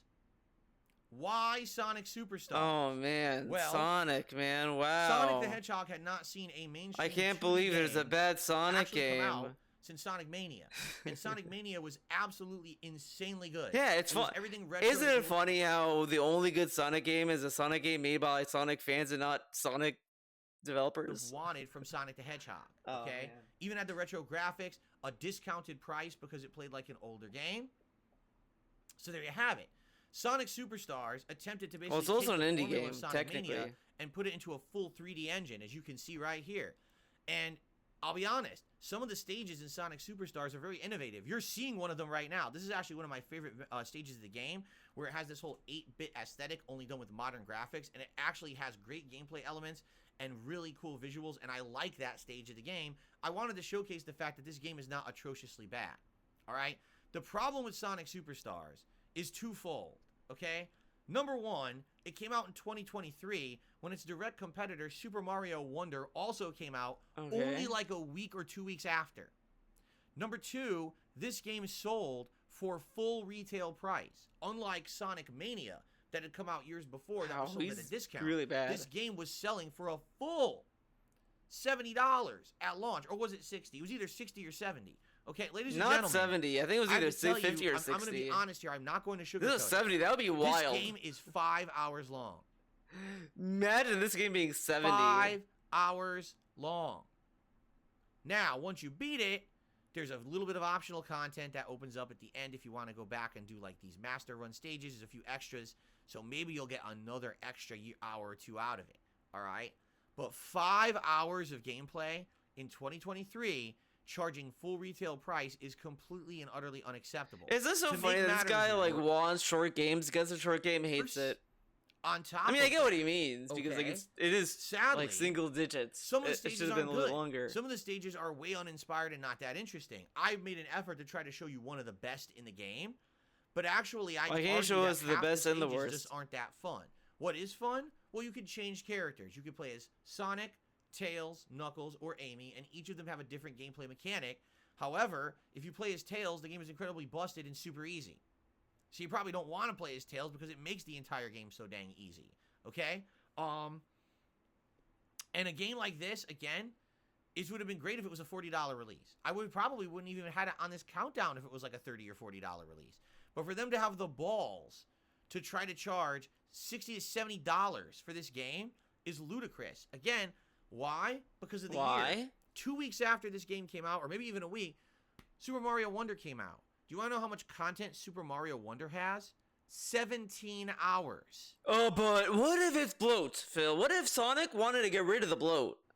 For exactly the same They watched his Zelda playthrough and was like, yeah, Phil got a point. Let's get rid of the bloat. 17 hours of Mario, same price. Do you see the difference? You see the difference? You can't even try to justify the price tag of this game. It is absolutely ridiculously overpriced. So, if you're talking value, maybe if you got this game for free, you think it's amazing. But anyone who had to pay for it, there's no way you can justify the value. And even, wow, Darth Goldbach says he just looked it up. They're still charging $60 for this. The price hasn't even dropped yet. That is insanity. Because like there's no reason. By the way, I will call this out. The final boss is frustrating. He will call it out. It has multiple phases. Final boss sucks ass whatsoever. And again, for a modern game, to have a final boss that's frustrating with no checkpoints. I want my checkpoints. You have to restart the whole boss fight from scratch and redo 10 to 15 minutes of gameplay to get to the end of it. He's so bad at this. I'm like getting really annoyed at this fucking gameplay. It's very disappointing. It's upsetting. Like it's kind of maddening. I wish that it was better. I mean, how sad is it that I can concretely tell you this? Sonic Mania, from how many years ago? 5, 6 years ago, is a much better game than this. It has a much better value than this. Has better replay value than this. There you go. Quite frankly, I think actually it looks better too. I'm showing you the best looking stage of the game, but I think that the retro look of Sonic Mania looks better than them taking this game and putting it into modern graphics. I think this game kind of fails with the modern graphics. So, Sonic Mania, great. Sonic Superstars, a huge fail. By the way, they were not made by the same studio, even though you might think, just discovered this. The same style. He thought it was. He like was planted on that hill. He was like, yeah, man, it's made by the same people. It's like and he never really corrected it until now. They put this to a new studio. Maybe that's why the game is so short, because the studio didn't have the... I think there's a few studios that worked on it, so, you know, the people who worked on Balan Wonderworld worked on this game. And I think it was another team as well, so it was not just them, but it was a bunch of clowns. Basically didn't have the experience to put out as much content as they felt like they would have or should have. But again, man, can you imagine releasing the same exact year, only a couple weeks away from your direct competitor in the 2D platforming genre, and being less than a fourth of the length of your competitor for the same price? Maybe they wanted you to be able to play the game before Mario came out. It's absolutely insanity to think that that was going to fly. Oh shit, Mario's coming out. Okay, let's make a 5-hour game. Now, ladies and gentlemen, we gotta play it. Oh yes. we're about to get to my top 2 most disappointing games of the year. Okay, and what I'd like. Oh, to this do shit sucks ass. I hate that he does this. This is so stupid. I'd like to go through each of them and show you each of the games and explain why I feel that each of the games is a disappointment, and then I'm going to give you my actual ranking. So, I want you to understand that I'm about to show you 2 games, but this is not number 2, number 1. All right? I want you to understand. It's so that. stupid. Just do 2 then okay, both 1. the top 2, but what's the word? What was the most? Like this is so fucking stupid. But just be calm. All right, because I know if I show this game, you're like, "Oh my God, so that's number 2." No, it's not number 2. Like, just do right, number 2. He draws up such fucking hype for this, and it's like so bad. Who cares? Why do it this way? The top 2 most disappointing games of the year of 2023. I'm like debating skipping this. Okay. Starfield was insanely overhyped. Fuck it, no, we're skipping this. Because he's just gonna go over it, and then he's gonna go over it again. The king of redundancy. Look at this. Number 3, first top 2, second top 2, most disappointing game. So, you don't even get who's number 2. You just go straight to 1. Look how dumb this is. So we're skipping it, baby. We're going here. Okay. So, ladies and gentlemen, you now know all of my disappointing games of the year. But you want to know which one's the most disappointing so we can end this countdown, right? Well, all right. You have to weigh and balance a couple key factors here, all right? And we'll go back to the Final Fantasy 16 are thing. great game developers. Obviously. Both of them know how to make great games because they've done this in the past, correct? They know how to make good games, man. Both of them have long-running franchises that are tried and true games that resonate with their audiences, right? They have these long-running fan bases. They have all this stuff going for them. They know better than to make the mistakes that they make. He talks like these companies are fucking children. They know better. They know not to push Sally down the stairs. They know better. Honestly, they do. And I think what it is they think that they can get away with it because of who they are.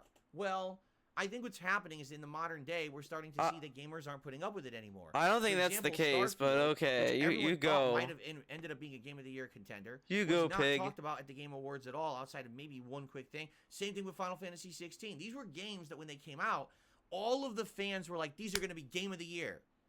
And then afterward, like, oh, shit. Right? What?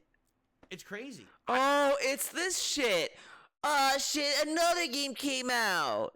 Whatever the fuck. Dude, like, people who like Final Fantasy 16 probably don't even care it lost Game of the Year. Like, what is this? I thought these games would have been shoo-in for Game of the Year. But they just fizzled out and died out. I don't hear anyone talking about 16 had an expansion. Within the circles of people who love 16, they talked about it. And then within a week, no one mentioned it ever again. As if it never existed, you know. And I feel like that's the fate of these games. If they whatever, yeah, because everyone talks about games all the time. Everyone is still talking about No More Heroes 3, apparently. Like, what? Who the fuck is talking about God of War Ragnarok? Who's still talking about that game, right? All right, but I do have to say, apples to apples comparison, all right? All right. There is one game this year that absolutely positively stands upon the dung pile. The king of shit for 2023. The dung pile. Loves poop. Biggest disappointment, the worst one of the bunch. And I've made my decision. Ladies and gentlemen. He made his decision. So he kind of makes it sound as if he does this on the fly. Think about it. Think about it. The absolute most disappointing game of the year is Hogwarts Legacy. I'm just kidding. So the funny. Absolutely worst game Hilarious. of the year is for me Starfield. Why? Because this was supposed to be the start of something new. So now, when they're developing other games or whatever, we have a whole new franchise. And it's a whole new lie from Todd Howard. You know what they say? Oh my God. Fool me once, shame on you. Fool me twice, shame on me. fool me 77 times. Oh my god, this I is think so... there's something fishy here. He can't even do the joke right. Fool me once, shame on you. Fool me twice, shame on me. Fool me three times, then we have sandwiches together in bed. I don't know, like whatever. Fuck it, man. Okay, something's up at Bethesda. I'm gonna be honest with you guys. I Have think sandwiches. that Bethesda has lost their way. The sandwiches. I feel They like lost the their game devs way. at Bethesda that used to be in charge of making creative games. They that lost were their unique way. and My fun, favorite don't work at DSP-ism. Bethesda anymore, or they've taped their mouths up, tied their hands behind their back, and they got them locked up in the broom closet. Okay. Because this game is everything wrong with modern Bethesda. Jeez. Lack of innovation, lack of creativity, lack of vision, lack of even polishing the game before they release it. Over-promising, under-delivering, promising new elements. The elements that are in the game suck ass. Suck ass? It's just... The best way that I can describe why this game is disappointing Okay, describe is the it. following. This is a statement that I made many times. All over the right, course of statement time. 2023. Okay. When you think of the Elder Scrolls, okay? All right, I'm already What asleep. are the iconic things about the Bedtime. Elder Scrolls universe? First thing that comes to mind, dreams. Oh man, well let's see. Sleeping. You got dark elves. You got the ogres. Oh, you got okay. magic and goblins. You got the medieval combat, dragons flying in Skyrim. This You is got the so iconic dumb. villages, right? Like, dude, I mean, this we is keep just, he's just naming things. Like, dragons, villages, magic, hats. Like, he's describing that, and you're already like, so is this Lord of the Rings? Elden Ring? Dark Souls? Like, dragons. Wow, I've never seen a dragon before. There's a million things that you can think of, right, that are very iconic about the adoring fan, sure. And this is also fucking stupid too. Starfield is a new IP. It's brand new. What's it gonna do? How do you play a new game that's a brand new franchise? I'm like, dude, I know that woman is I know this character. That's Sally Toilet, and she is like, she's so funny and epic, and she like does stuff like you think she's like a janitor. No, actually she's like the president of the king, and you're like, whoa, crazy. And the game is like, kill her, and it's like you're doing it in the lab of the ancients. That's Starfield, baby. We could keep going. You know, the skooma. Holy crap, skooma. That's a running theme, right? We could sit here for like an hour and just come up with all the iconic, awesome things that came out from the Elder Scrolls franchise that are memeable, that are part of pop culture now. Gaming pop culture, that is. Correct? Okay, Correct. Great. But Now, the stuff from Elden Ring, like, not Elden Ring, from, like, Elder Scrolls, he brings up, he doesn't even bring up the fucking arrow to the knee bit, but it didn't create dragons. It's like, oh, these things, they create stuff in pop culture. They didn't create dragons, Phil. Dragons have been around for years. let's think about Fallout. The Oh my other God. major first-person RPG franchise from Bethesda. What's iconic about Fallout? Oh my God, you got the vaults, you got Vault Boy, you got Nuka-Cola, you got the bottle caps, right? You got the Look how much he wants to like lock this company in like a little box. He wants them to just be the company that makes Elder Scrolls and Fallout. That's all they can do. That's all they're allowed to do. Nothing else. ghouls and the glowing ones. You got the freaking dialogue The glowing trees, ones. the epic clans and factions that are going at it, right? We could talk about these things. It's so funny. forever. There's so many videos like criticizing Starfield, and they're all good videos. Like the one from Nakey Jake is really good. And then you got DSP. That this sounds like such a brain dead criticism.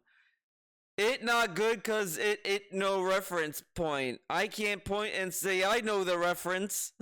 People are still going on about Elder Scrolls Tunnel Snakes, Sweet Rolls, Khajiit, everything. We could talk about this forever, right? And we'd have a fun night just discussing all the amazing things out of Bethesda. Oh, they've that's done so over the years. corny. And That's so corny. We could have a fun night talking about this game. Like, what the fuck? Ah, yes. Oh, remember the dragon that flew in the sky, and then I would lockpick the doors? Yeah, lock picks, man. And then it would just do the little noise and it would break and man, and it has like pets. You got the pet party. Wow. Those two franchises alone. What about the romance Now, options? I want you to completely forget about Elder Scrolls and Fallout, and I want you to say, name all the iconic things out of Starfield right now. I haven't played the game, so I can't really say. Oh, I got to take his glasses off for the bit. So funny, hilarious. Yeah. Yeah. The food So cube funny. things. Okay. But you know what? This is another dumb shit thing to say. Like, think about what this criticism is. Think about it. The game is disappointing because we can't point at a meme together. Like, think about that. That's such a brain-dead criticism to give to a game. It is like another level of stupidity for him. Like, what is this criticism? It's not a good game because I can't point and say I know the reference. What? Like, what about the gameplay? The game itself? No, it's the most disappointing game because there's no memes. I can't laugh at the memes. Every other person I heard criticize this game had this nice, well articulated argument like, oh, the bounty system is kind of goofy and it kind of does shit, whatever. All this stuff like, oh, you know, the pacing is pretty bad, whatever. You tune into DSP. The game is bad because, like, what are the memes? Yeah, there aren't any. Except for Babyface Gaming Man, whatever the fuck. The pronouns guy. Do you see what I'm saying? You see what I'm saying? Well, you're in space. That's not the same. You understand? Like when you. I could say the same about Elder Scrolls. You're in medieval. So, if I want to see medieval stuff, I could just watch Game of Thrones. Think about it. There's Think nothing about it. at all iconic, original, fun, or noteworthy about Starfield. That's the problem with Starfield. When you're making a new IP and you're a game development company known for making these innovative, unique, memorable experiences, and you put out Starfield claiming it's your big new IP, obviously things have gone awry. This is the most uninspired, boring game. You can literally never play it and not miss anything. You could play through the whole game You say about any game and feel like if you think about wasted your it. time playing it. There's no reason to play Starfield. If you've played Elder Scrolls, if you've played Fallout, go play your favorite Elder Scrolls or Fallout. You're going to have way more of a fun time re-experiencing your favorite universe ever than playing Starfield for the first time. That's kind of stupid, And though. that's bad. In fact, It's that's bad. the worst What? case scenario because So, you were saying so Starfield has to make you love it before it even came out. What? earlier in Whatever. 2023 that this could have been the make or break year, correct? The make or God. break year for Bethesda. I think it broke them. I'm going to be honest with It you guys. broke When them. the next big Bethesda game comes out, whether it's Elder Scrolls or Fallout or whatever it is, I think people now are not going to give them the benefit of the doubt and trust them. That is goofy because he says this, but DSP's gonna buy Elder Scrolls 6, Skyrim again. I think this game sold solely on pre-orders and things, everyone trusting Bethesda to do the right thing with this franchise based on what they'd already promised. But that game is so underwhelming and doesn't live up to any of those promises. Are you going to believe Bethesda again that they're going to come out with another game? Where did the good game developers go? I really want to know. Where did they Where did the time go? and the money go in this game? And where did the good game developers that made Fallout and Elder Scrolls go? Did they work on this game? I'm curious because I don't understand how the game came out this way if they did. It literally feels like they just copied everything from the past. And you know what? Here's another really good way to another describe thing. this game. Imagine that you have an amazing Oh my God. work of art, right? Let's say you have, I don't know, the Mona Lisa. Everyone knows the Mona Lisa painting. Everyone knows that, right? Pretty, but Do you guys know the Mona Lisa painting? People, hold on, let me hear this again. you have an amazing work of art, right? Let's say you have, I don't know, the Mona Lisa. Everyone knows the Mona Lisa painting. Debatable if you think it's pretty. Debatable if you think it's pretty? Where did this come from? Does he not think the Mona Lisa's a pretty painting? Well, Mona Lisa's unfuckable. She's not like super hot. She's not like uh like she's not like Jacko, right? Or Elfelt, Biken, or Eno, Morrigan, Chun-Li, Cammy. She's not like that. But like, she's not fuckable. You don't want to fuck the Mona Lisa. Mona Lisa's like not that. Debatably thinking is pretty. What is that supposed to mean? Because she's not like a fucking, she's not Cammy that we have to debate it? Whatever, okay. But you have the Mona Lisa painting, right? So I don't know why you brought that up. Now I'm fixated on that. I'm fixated on that fucking statement. It is gonna like bother me. I'm gonna be like minding my business thinking, he said debatable if you think the Mona Lisa is pretty. Like what does he mean by that? I want to know. You're staring at it. It's a work of art. So now you go to a photocopier and you put it down flat and you make a copy of it. And you hang the original up, and now you take the photocopy and you put it down and you make a photocopy of the copy. And you take the next copy and you make a copy of that copy. And then you make a copy of the copy of the copy of the copy 20, 30 times. Okay, By the time that you're done making a copy of a copy 30 times, that copy comes out and it looks like a jumbled, blurry mess. It doesn't look anything like the original Mona Lisa at all. Oh, yeah? That's Starfield. Whoa. It's the same rehashed systems, the same dialogue trees, the same factions, the same questing, the same first-person gameplay. It's all the stuff you've already done, regurgitated the 40th time, and it doesn't feel fun or unique anymore. It just feels like a waste of your time just to go through and say you played a video game. That's the problem with Starfield, okay? And My Ruin just said, well, if it ain't broke, don't fix it. That's the Bethesda way. Well, you can only do the same thing as much ad nauseum over and over until you just stop having fun. But you know. If they didn't stick to their guns and all this stuff, he'd shit on them. They just stuck with what they know. You know what they say? If it ain't broke, don't fix it, man. Okay? Really? I didn't have fun with Starfield. I started at first with this hopefulness that it was going to be original and different. And once I got about halfway into the game, I realized nothing about this game is original and different. Let's just advance the story. And when I did, and I got to the story end, I was like, you've got to be kidding me. That's the best they could come up with? That's pathetic. I couldn't believe what they did with this game and how badly executed. What did they do with it? So for me, by a long shot, this is the most disappointing game of 2023. All right? So, ladies and gentlemen, let's get to the Final Fantasy 16 part.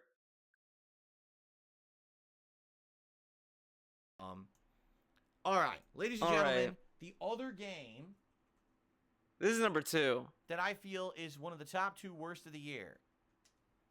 Is a game that a lot of eyes were on. Twinkle World Order, what a name. Of this long-storied, well-beloved gaming franchise, when it released, was well recognized as being an unfinished and jumbled mess. Okay? So now we were told, this is good, because this game franchise has now been handed over to a group that knows what they're doing, were given the time, given the resources, allowed to properly do everything the way that they should have. You absolutely will be getting a complete game when you buy it. All right? So, okay. Well, thank God we're not buying an unfinished jumbled mess, because this is such a beloved franchise that's been going for long. To see it get it kind of fumbled, right? And come out unfinished and really disappointing is just that. So, when we heard all this information about the game and you started seeing all the visuals of it and everything, wow, the story sounds interesting. It's a different take, right? It's a different take on this franchise that we've never really seen before. Oh, man. Different take, man. But then it came out. And then I started playing it, all right? And again, I have to say, maybe my opinion is different than yours. And that's fine if it is. I appreciate the fact that people have different opinions. But I'm going to justify everything I'm about to say. Ladies and gentlemen, the other But he's going to justify what he has to say, and we have to accept it. Final Fantasy 16, by no stretch of the imagination, okay? First of all, a PlayStation 5 console exclusive. I think the beginning's kind of rough for this game. I kind of liked it, but I do think the pacing is kind of whack sometimes. Well, it does not. this game struggles. But to I did like maintain the ending. The frame ending was pretty rate, good. right? I Sometimes came it's around to it. 60 and it's gorgeous. Sometimes it's 40 and it's okay. Sometimes it's below 30 and you don't want to play it anymore. Especially if you're in mid-combat, a bunch of enemies. You don't want a frame rate that's going like this the entire time. I never really noticed a problem with the frame rate. I don't know. I didn't really pay attention to that. You have to get it to run well on the console. It's exclusive too. They did a poor job of that. Okay? Okay. Go, go, go, go, go. Now, there is a saying, right? And that Oh, saying shit, is, what's if the it ain't saying? broke, don't fix it. I feel Oh, wow. like for the last maybe 3-4 iterations of Final Fantasy. It's so funny. It's so funny. It says it here, and then the dude brings up in the Starfield playthrough. He's like, "Well, sometimes you gotta break it, man. Pretty much." so, Final Fantasy can't change the mold, but Starfield should have. What? But the problem with Final Fantasy 16 is Square Enix is constantly trying to please like other people and make it more actiony, because they've said multiple times they don't think turn-based is the future for RPGs and they want to like change it up. They may change that now because I don't know. I was told that this was in development before Persona 5, and maybe since Persona 5 like reinvigorated people, and same with like Yakuza 7, maybe Final Fantasy will go back to turn-based, but I doubt it. I think they're gonna stick with just trying to either a hybrid like Final Fantasy 7 remake or this. I think it's gonna be one of those two. They've really tried hard to change what Final Fantasy is, which is sad because I feel like Final Fantasy has one of the biggest, most dedicated fan bases of any game franchise because they've been around for so long, right? You don't need to reinvent the wheel when you make a new Final Fantasy. All you gotta do is give us an interesting story with some great graphics, some pretty interesting RPG gameplay, toss in all the enemies that we're used to from the past games, but give them more modern versions and iterations. I think you've got a hit on your hands, right? But it just seems to me like they absolutely What if it's not a hit on their are hands? determined. I hate these To boomer try to make marketing these big, sweeping words. changes to this franchise. They gotta every sound like single game hotcakes. that comes out, Yeah, and you make it got a so hit on your far hands. removed from what the original games were. It's gonna be almost like they're- 2050, and he's gonna start talking about cooking. Dude, Nintendo was cooking with Zelda, Prayers of the Kingdom, man. They were cooking, man. purposely trying to tell you, if you're a fan of Final Fantasy, don't play this. We're only trying to appeal to a new audience at this point. Don't even care that this is the same enemies, the same spells. Screw all that, because it's not going to play like that, right? This game, they absolutely, positively went out of their way to make it not be like modern Final Fantasy, or excuse me, classic Final Fantasy in any way, shape, or form. Okay, how? Let's talk. Number one, Larry, it's real. a new adult tone whatever. to the game. Like, I just think it's not like classic Final Fantasy, and you think in your head, right? Oh, it's because it's like action. You're not sitting in menus. You're not like taking turns or anything like that. No, the story is adult. Now this dude went on and on saying how video games are movies and art and this and that, and it's not for kids anymore, all this stuff. This dude is the guy to say video games are for adults now. This is adults and all this fucking nonsense. Listen to how he talks about fucking bug snacks. I almost said Bug's Life. Bug snacks. Fucking bug snacks. Well, man, this isn't a kid's game at all. And then Final Fantasy is like, okay, yeah, man, we're gonna tell an adult story. Oh, this is stupid. Okay. This game drops the F-bomb constantly and thinks that somehow that's a creative decision that's going to change the game's audience or improve it. It does not. Dude, like, this was a thing in MGS4. I mean, people made a big deal out of that because probably not a lot of games got away with saying fuck because of fucking nonsense. Whatever. Right? Previous Final Fantasy games almost never had that kind of language. Not my This Final one does. Fantasy. This one has sexual content in it. There's actual sexual actions and things between characters. The game thinks it's funny. A lot of people said, "Oh, funny? What?" They throw in sex scenes for the lulz? Dude, get a load of this. This bitch is gonna have sex with that asshole. Funny. What? So I think it was oh my god. The Garuda lady, the lady that does wind shit. She had like a relationship with the big guy. I don't remember the names. The names always the only names I know is Clive and Chill and Joshua. That's it. Those are the only names I know. But but big dude and like lady who looks funny or whatever, they were fucking. Same with Clive's dad and mom. They were the scene where they were fucking, and none of those scenes are played for the lulz. And DSP saying that they threw them in there to be funny. What?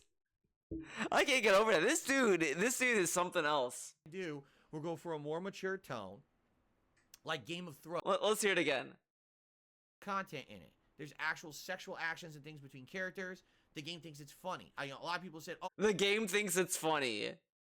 The game thinks it's funny. What they were trying to do. This dude, man, has such a weird relationship with sex. If it's not funny, it's repulsive, and for kids, apparently. For a more mature tone. This dude, like Game man. Of Thrones. Like the game really, and the like plot he's of the game. You would think, right, that he's talking about anime. Like, I just watched this show called Kill la Kill, and it has sexual content, and it thinks it's funny. But no, he's talking about Final Fantasy 16. When it's a bunch of kingdoms all trying to usurp power in this giant map or whatever, that it feels like Game of Thrones, okay? So if you like Game of Thrones, you might like Final Fantasy. The only problem is, number one, Game of Thrones... But Final Fantasy is in that same setting anyway. Especially classic Final Fantasy. It only became modern in, like, Final Fantasy 7 and shit, in my opinion. Because I think even 6 had, like, knights and medieval shit in it. Whatever. Like, it's not the first time it had that. Whatever, okay. Like 5 years ago, no one liked how it ended.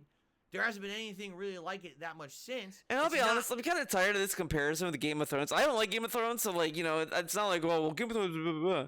But it's like, it's such a low-hanging fruit comparison, and I'm tired of hearing it. Like, come on. Popular anymore.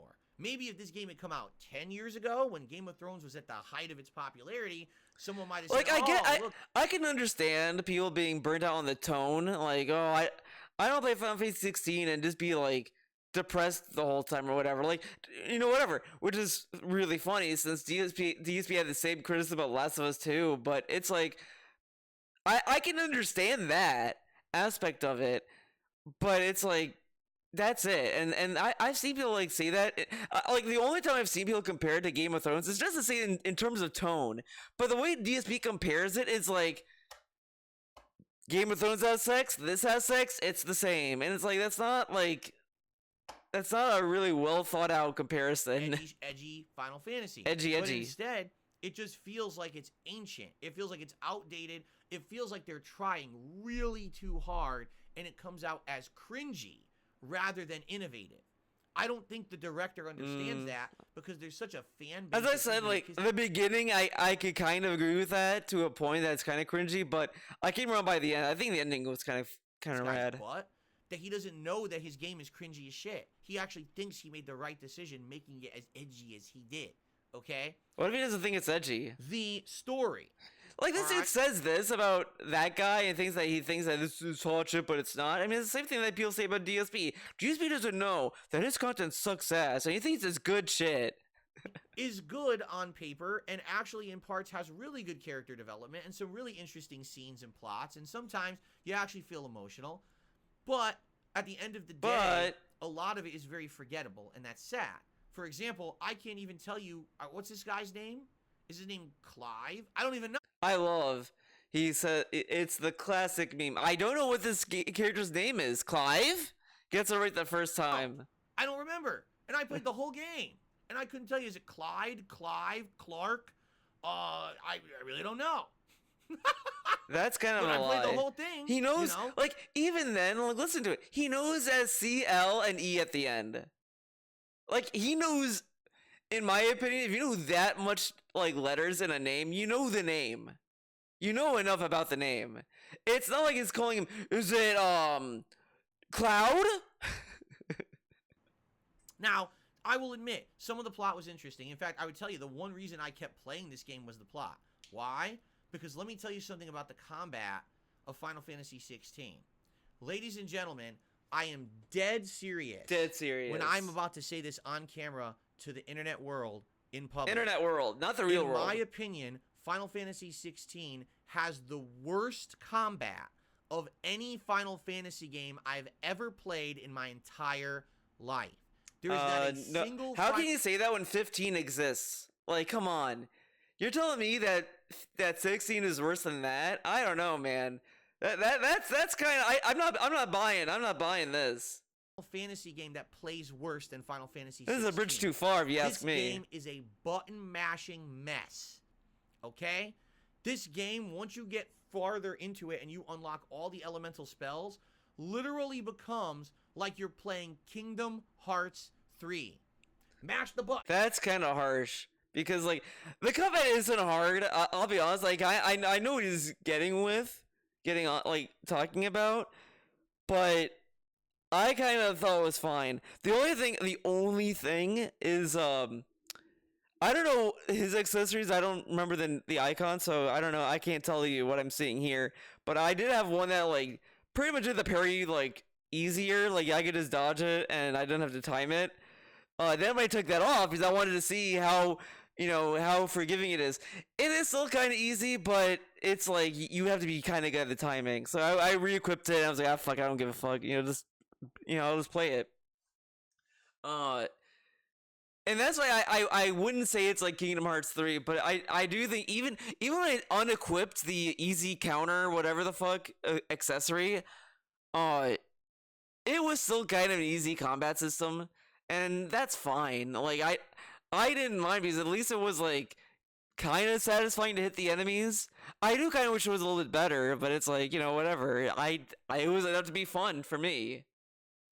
Mash the button, do another ability. Mash the button, do another ability. Mash the button. Oh, I got an ultimate. Do it. Oh, now my other elemental thing is charged. Switch over to that element. Mash the button, do an attack. Mash the button, do an attack. That's the entire. But that's kind of like what all hack and sessions are, honestly. I mean, who cares? You're not doing like a style video. Game.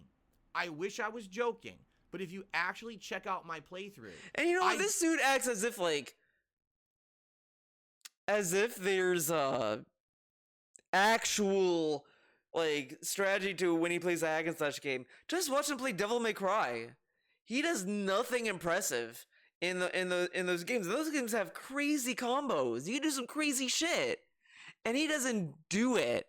Like he played Devil May Cry 1, and it was his guns the whole time, and all this shit. He played him terribly, and he's sitting there like, "Wow, all you do is smash buttons."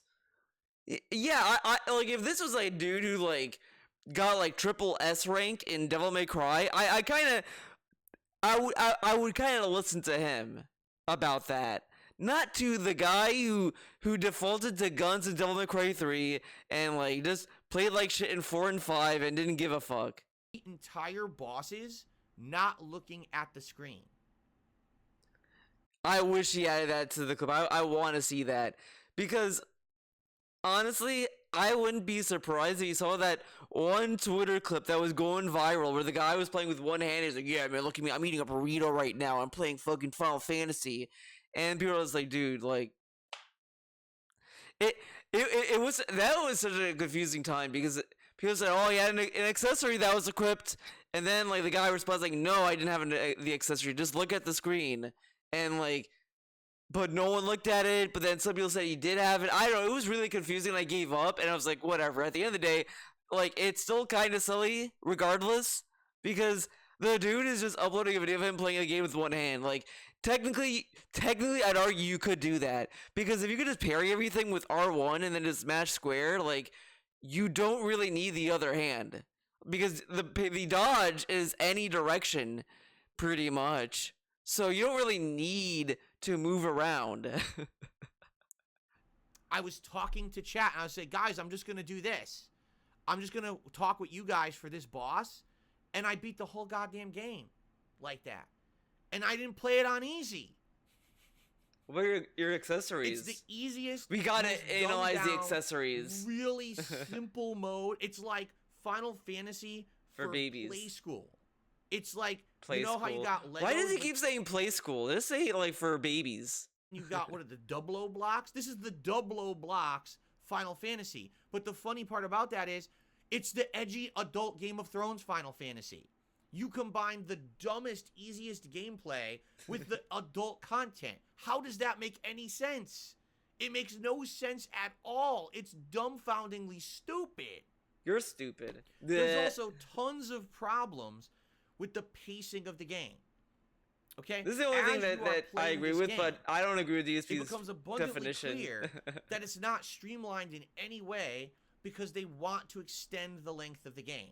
The actual story of Final Fantasy 16 is not that bad. The problem is the story of Final Fantasy 16 is only a... Okay, I'm confused. Okay, you know what? I let it slide too much.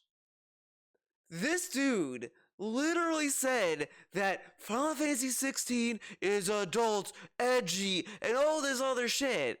And now he's telling us the story was good? He just called it edgy like a minute ago. What? About 20 hours long, but the game is around 40 to 50 hours long. So you might say, well, I don't understand. Why is the game so long? Because the game has insane amounts of padding. There's pointless upon pointless upon pointless side mission that opens up, and if you do it, you'll get a menial reward that you don't need and doesn't add anything to the gameplay experience. There's fetch quests, there's kill a bunch of generic enemies quests, everything that you've seen in traditional RPGs. The problem is this isn't a traditional RPG. It's a button masher. So because it's a button masher, none of it's fun to do. It's not relaxing, it's not chill, it's just boring. In addition, you'll be in the midst of some crazy fun story missions, and then the game will say, oh, by the way, you can't continue with the story until you do these 2 manual missions that are required. They're mandatory. Go collect some items. Go do a bunch of generic talking with characters for 3 hours in a town. Go, kill some enemies in the honestly, that part I agree with, because there was a point where I was playing it, and it was like, all right, you be a giant titan. Okay, let's talk about building boats. I'm like, what? I don't want to do this. And that was a whole mission. It kind of gave me like the Order 1886 flashbacks. It got to that point sometimes. Completely destroys any momentum the game has. So not only is the story too short and too short-lived, it's too cringy because they tried too hard to be now it's too adult in cringy. this game. Then if you even want to just keep going with the story, you're not allowed to. You hit roadblocks of boring padded content that make the game not fun to continuously play. It feels like a chore to get through Final Fantasy 16. And that's not a good thing. You should want to continue to play. Instead, you want to go to sleep half the time. And then you gotta fight, and every time you fight, like, here we go again. Press the button, press the button, super sick. Dude, Jade is watching. What? Come on. Come on, man. It is so disappointing, because if you watch this, you might think this is, wow, look at that combat, right? That's complex. Look at those graphics. It's just not enjoyable. It's seriously not fun. I wish it were. I wish I could tell you this game was a huge improvement. What I can tell you is I do think Strangers of Paradise is the GOAT. Like, that's the best one. Honestly, I would die on that hill. The only downside of Strangers of Paradise is the fucking menu management. That is probably the worst aspect of that game. But everything else, it was really good. I really loved it. The final boss was so much fun. The game was great. I loved the game. I loved it. I kind of want to play it again now. I'm already thinking about it. I'm just thinking about my boy Jack.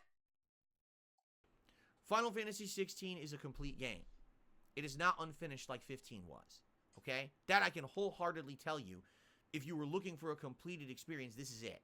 Does it have content? It does. Problem is, to get through the good content, you have to play a bunch of boring, grindy crap content. That's not good. That's not a good look. That's not a good balance. The pacing is so atrociously bad.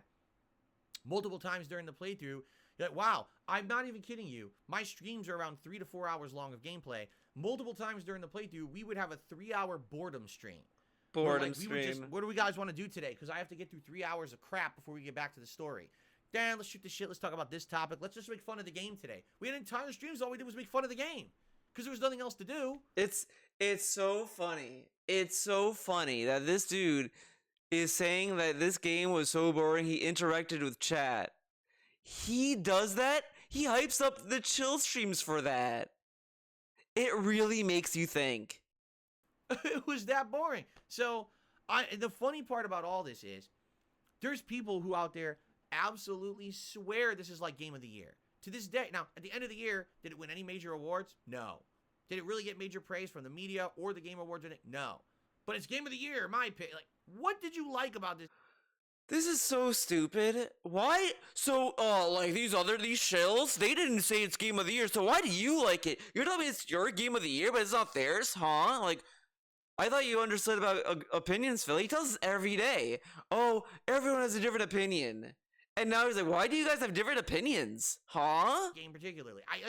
I can't hear a single person who actually has said to me exactly what it is that's so good about this game that it should be a Game of the Year contender. You know what they say? Oh, the Eidolon fights, right? Whatever they're called, where you're controlling the giant creatures in this game. They used to be the summoned monsters in previous Final Fantasies. In this game, they're called something different.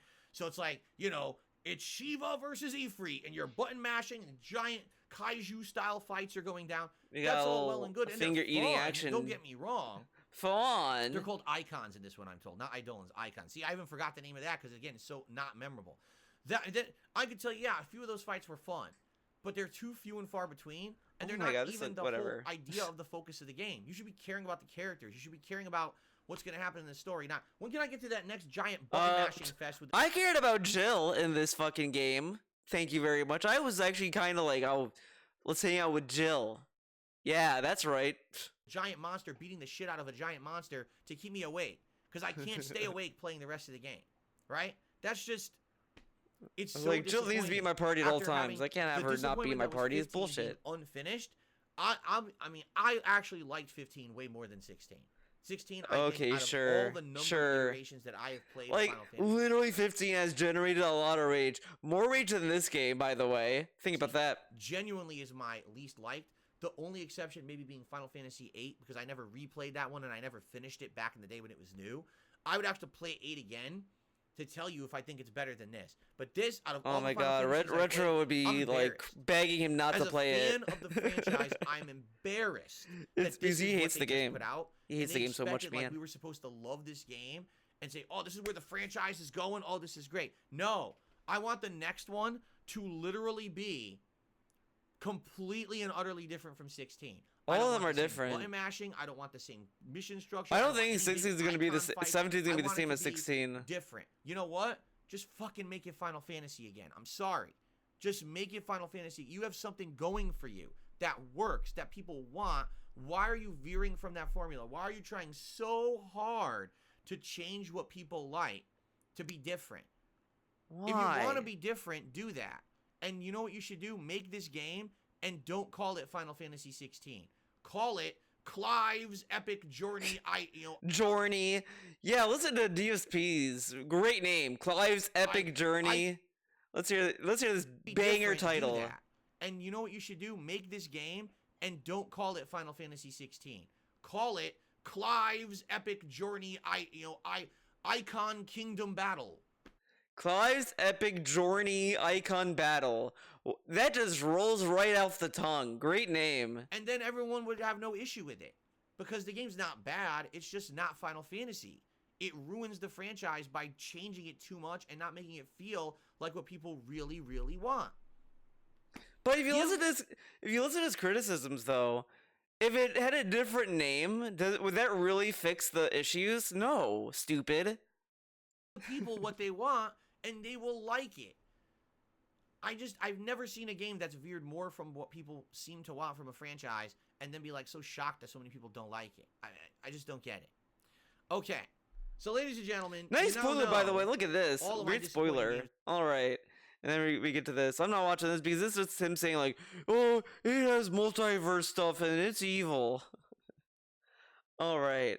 I think that is it for this video. Hold up. Let's check. DSP throwback. Did a new video upload? It did. New video did upload. And it's like the same thumbnail.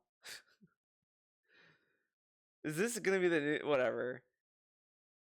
Now is this still 30? Let's see, does it look goofy as fuck? Hey look, another fucking tutorial. Command execution. What's this? If you wish to manually enter commands in battle, first use abilities to display the list.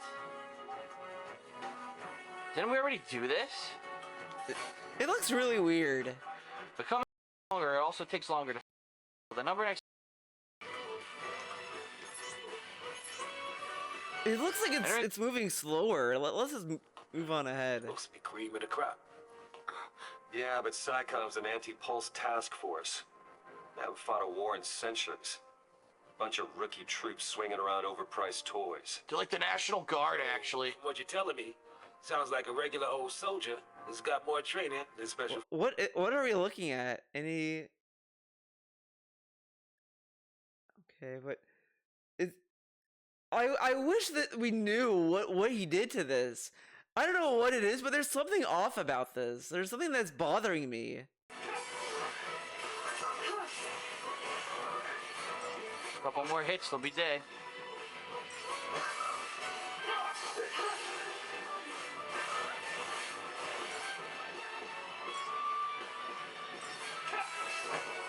I don't know.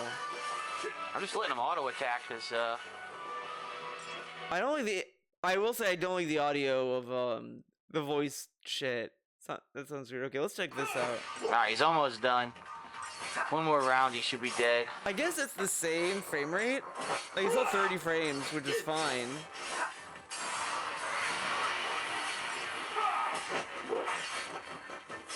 But man, I don't know. The AI is doing something funky. Doing something funky to this, and I'm not like loving it. Whatever. What's he doing with this? What's he doing today?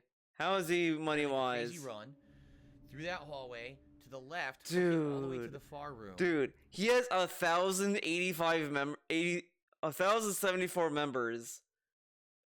Let's keep adding goals. Let's do it, man. We're gonna grab the empty bottle. We're gonna combine Banger. gas with the empty bottle to hopefully have like 5 Molotovs. Oh Then man. we're gonna And then he's explaining his game plan. Like, how long has he been in this fucking map? Oh my god, are you fucking kidding me?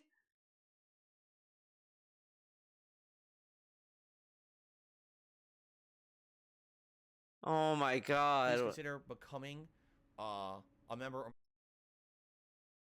in each room. That's an advantage in itself to know where in each room each item is in the positions. Okay, so what we'll do, let's put the part here, and then we'll come back and continue on with this crazy run and see what we can do. All right. Crazy run. Okay, so guys, number 1, I have to pee. Okay. Number 2, if you guys are enjoying the playthrough, I know it's frustrating. It is a frustrating game on hard. Please support it today if you can. Goal number 1 is to hit 1,085 members, if possible. We're at 1,074. Please consider becoming. Oh my god, a member, or this maybe gifting some memberships to. this dude is disgusting. Yeah, he has 1,000 members, dude. He got 1,000 subs on Twitch, and he wasn't sitting like, well, guys, you know, like, you can always give me more subs. You know what I mean? Like, whatever. But since he has a stupid meme of like dailies, sorry, I hit the fucking mic, guys. Sorry, but this fucking member shit, it's ridiculous. Help out. The other is to hit at least the tier 1 tips goal, which is $50. Right now we're at 30. Wild. So it would be great if we could get some tips to hit that goal. All right, if we exceed it and we have a hat or whatever at 100, that's great too. Thank you. He doesn't deserve shit. He doesn't. You just gotta pee. Okay, guys.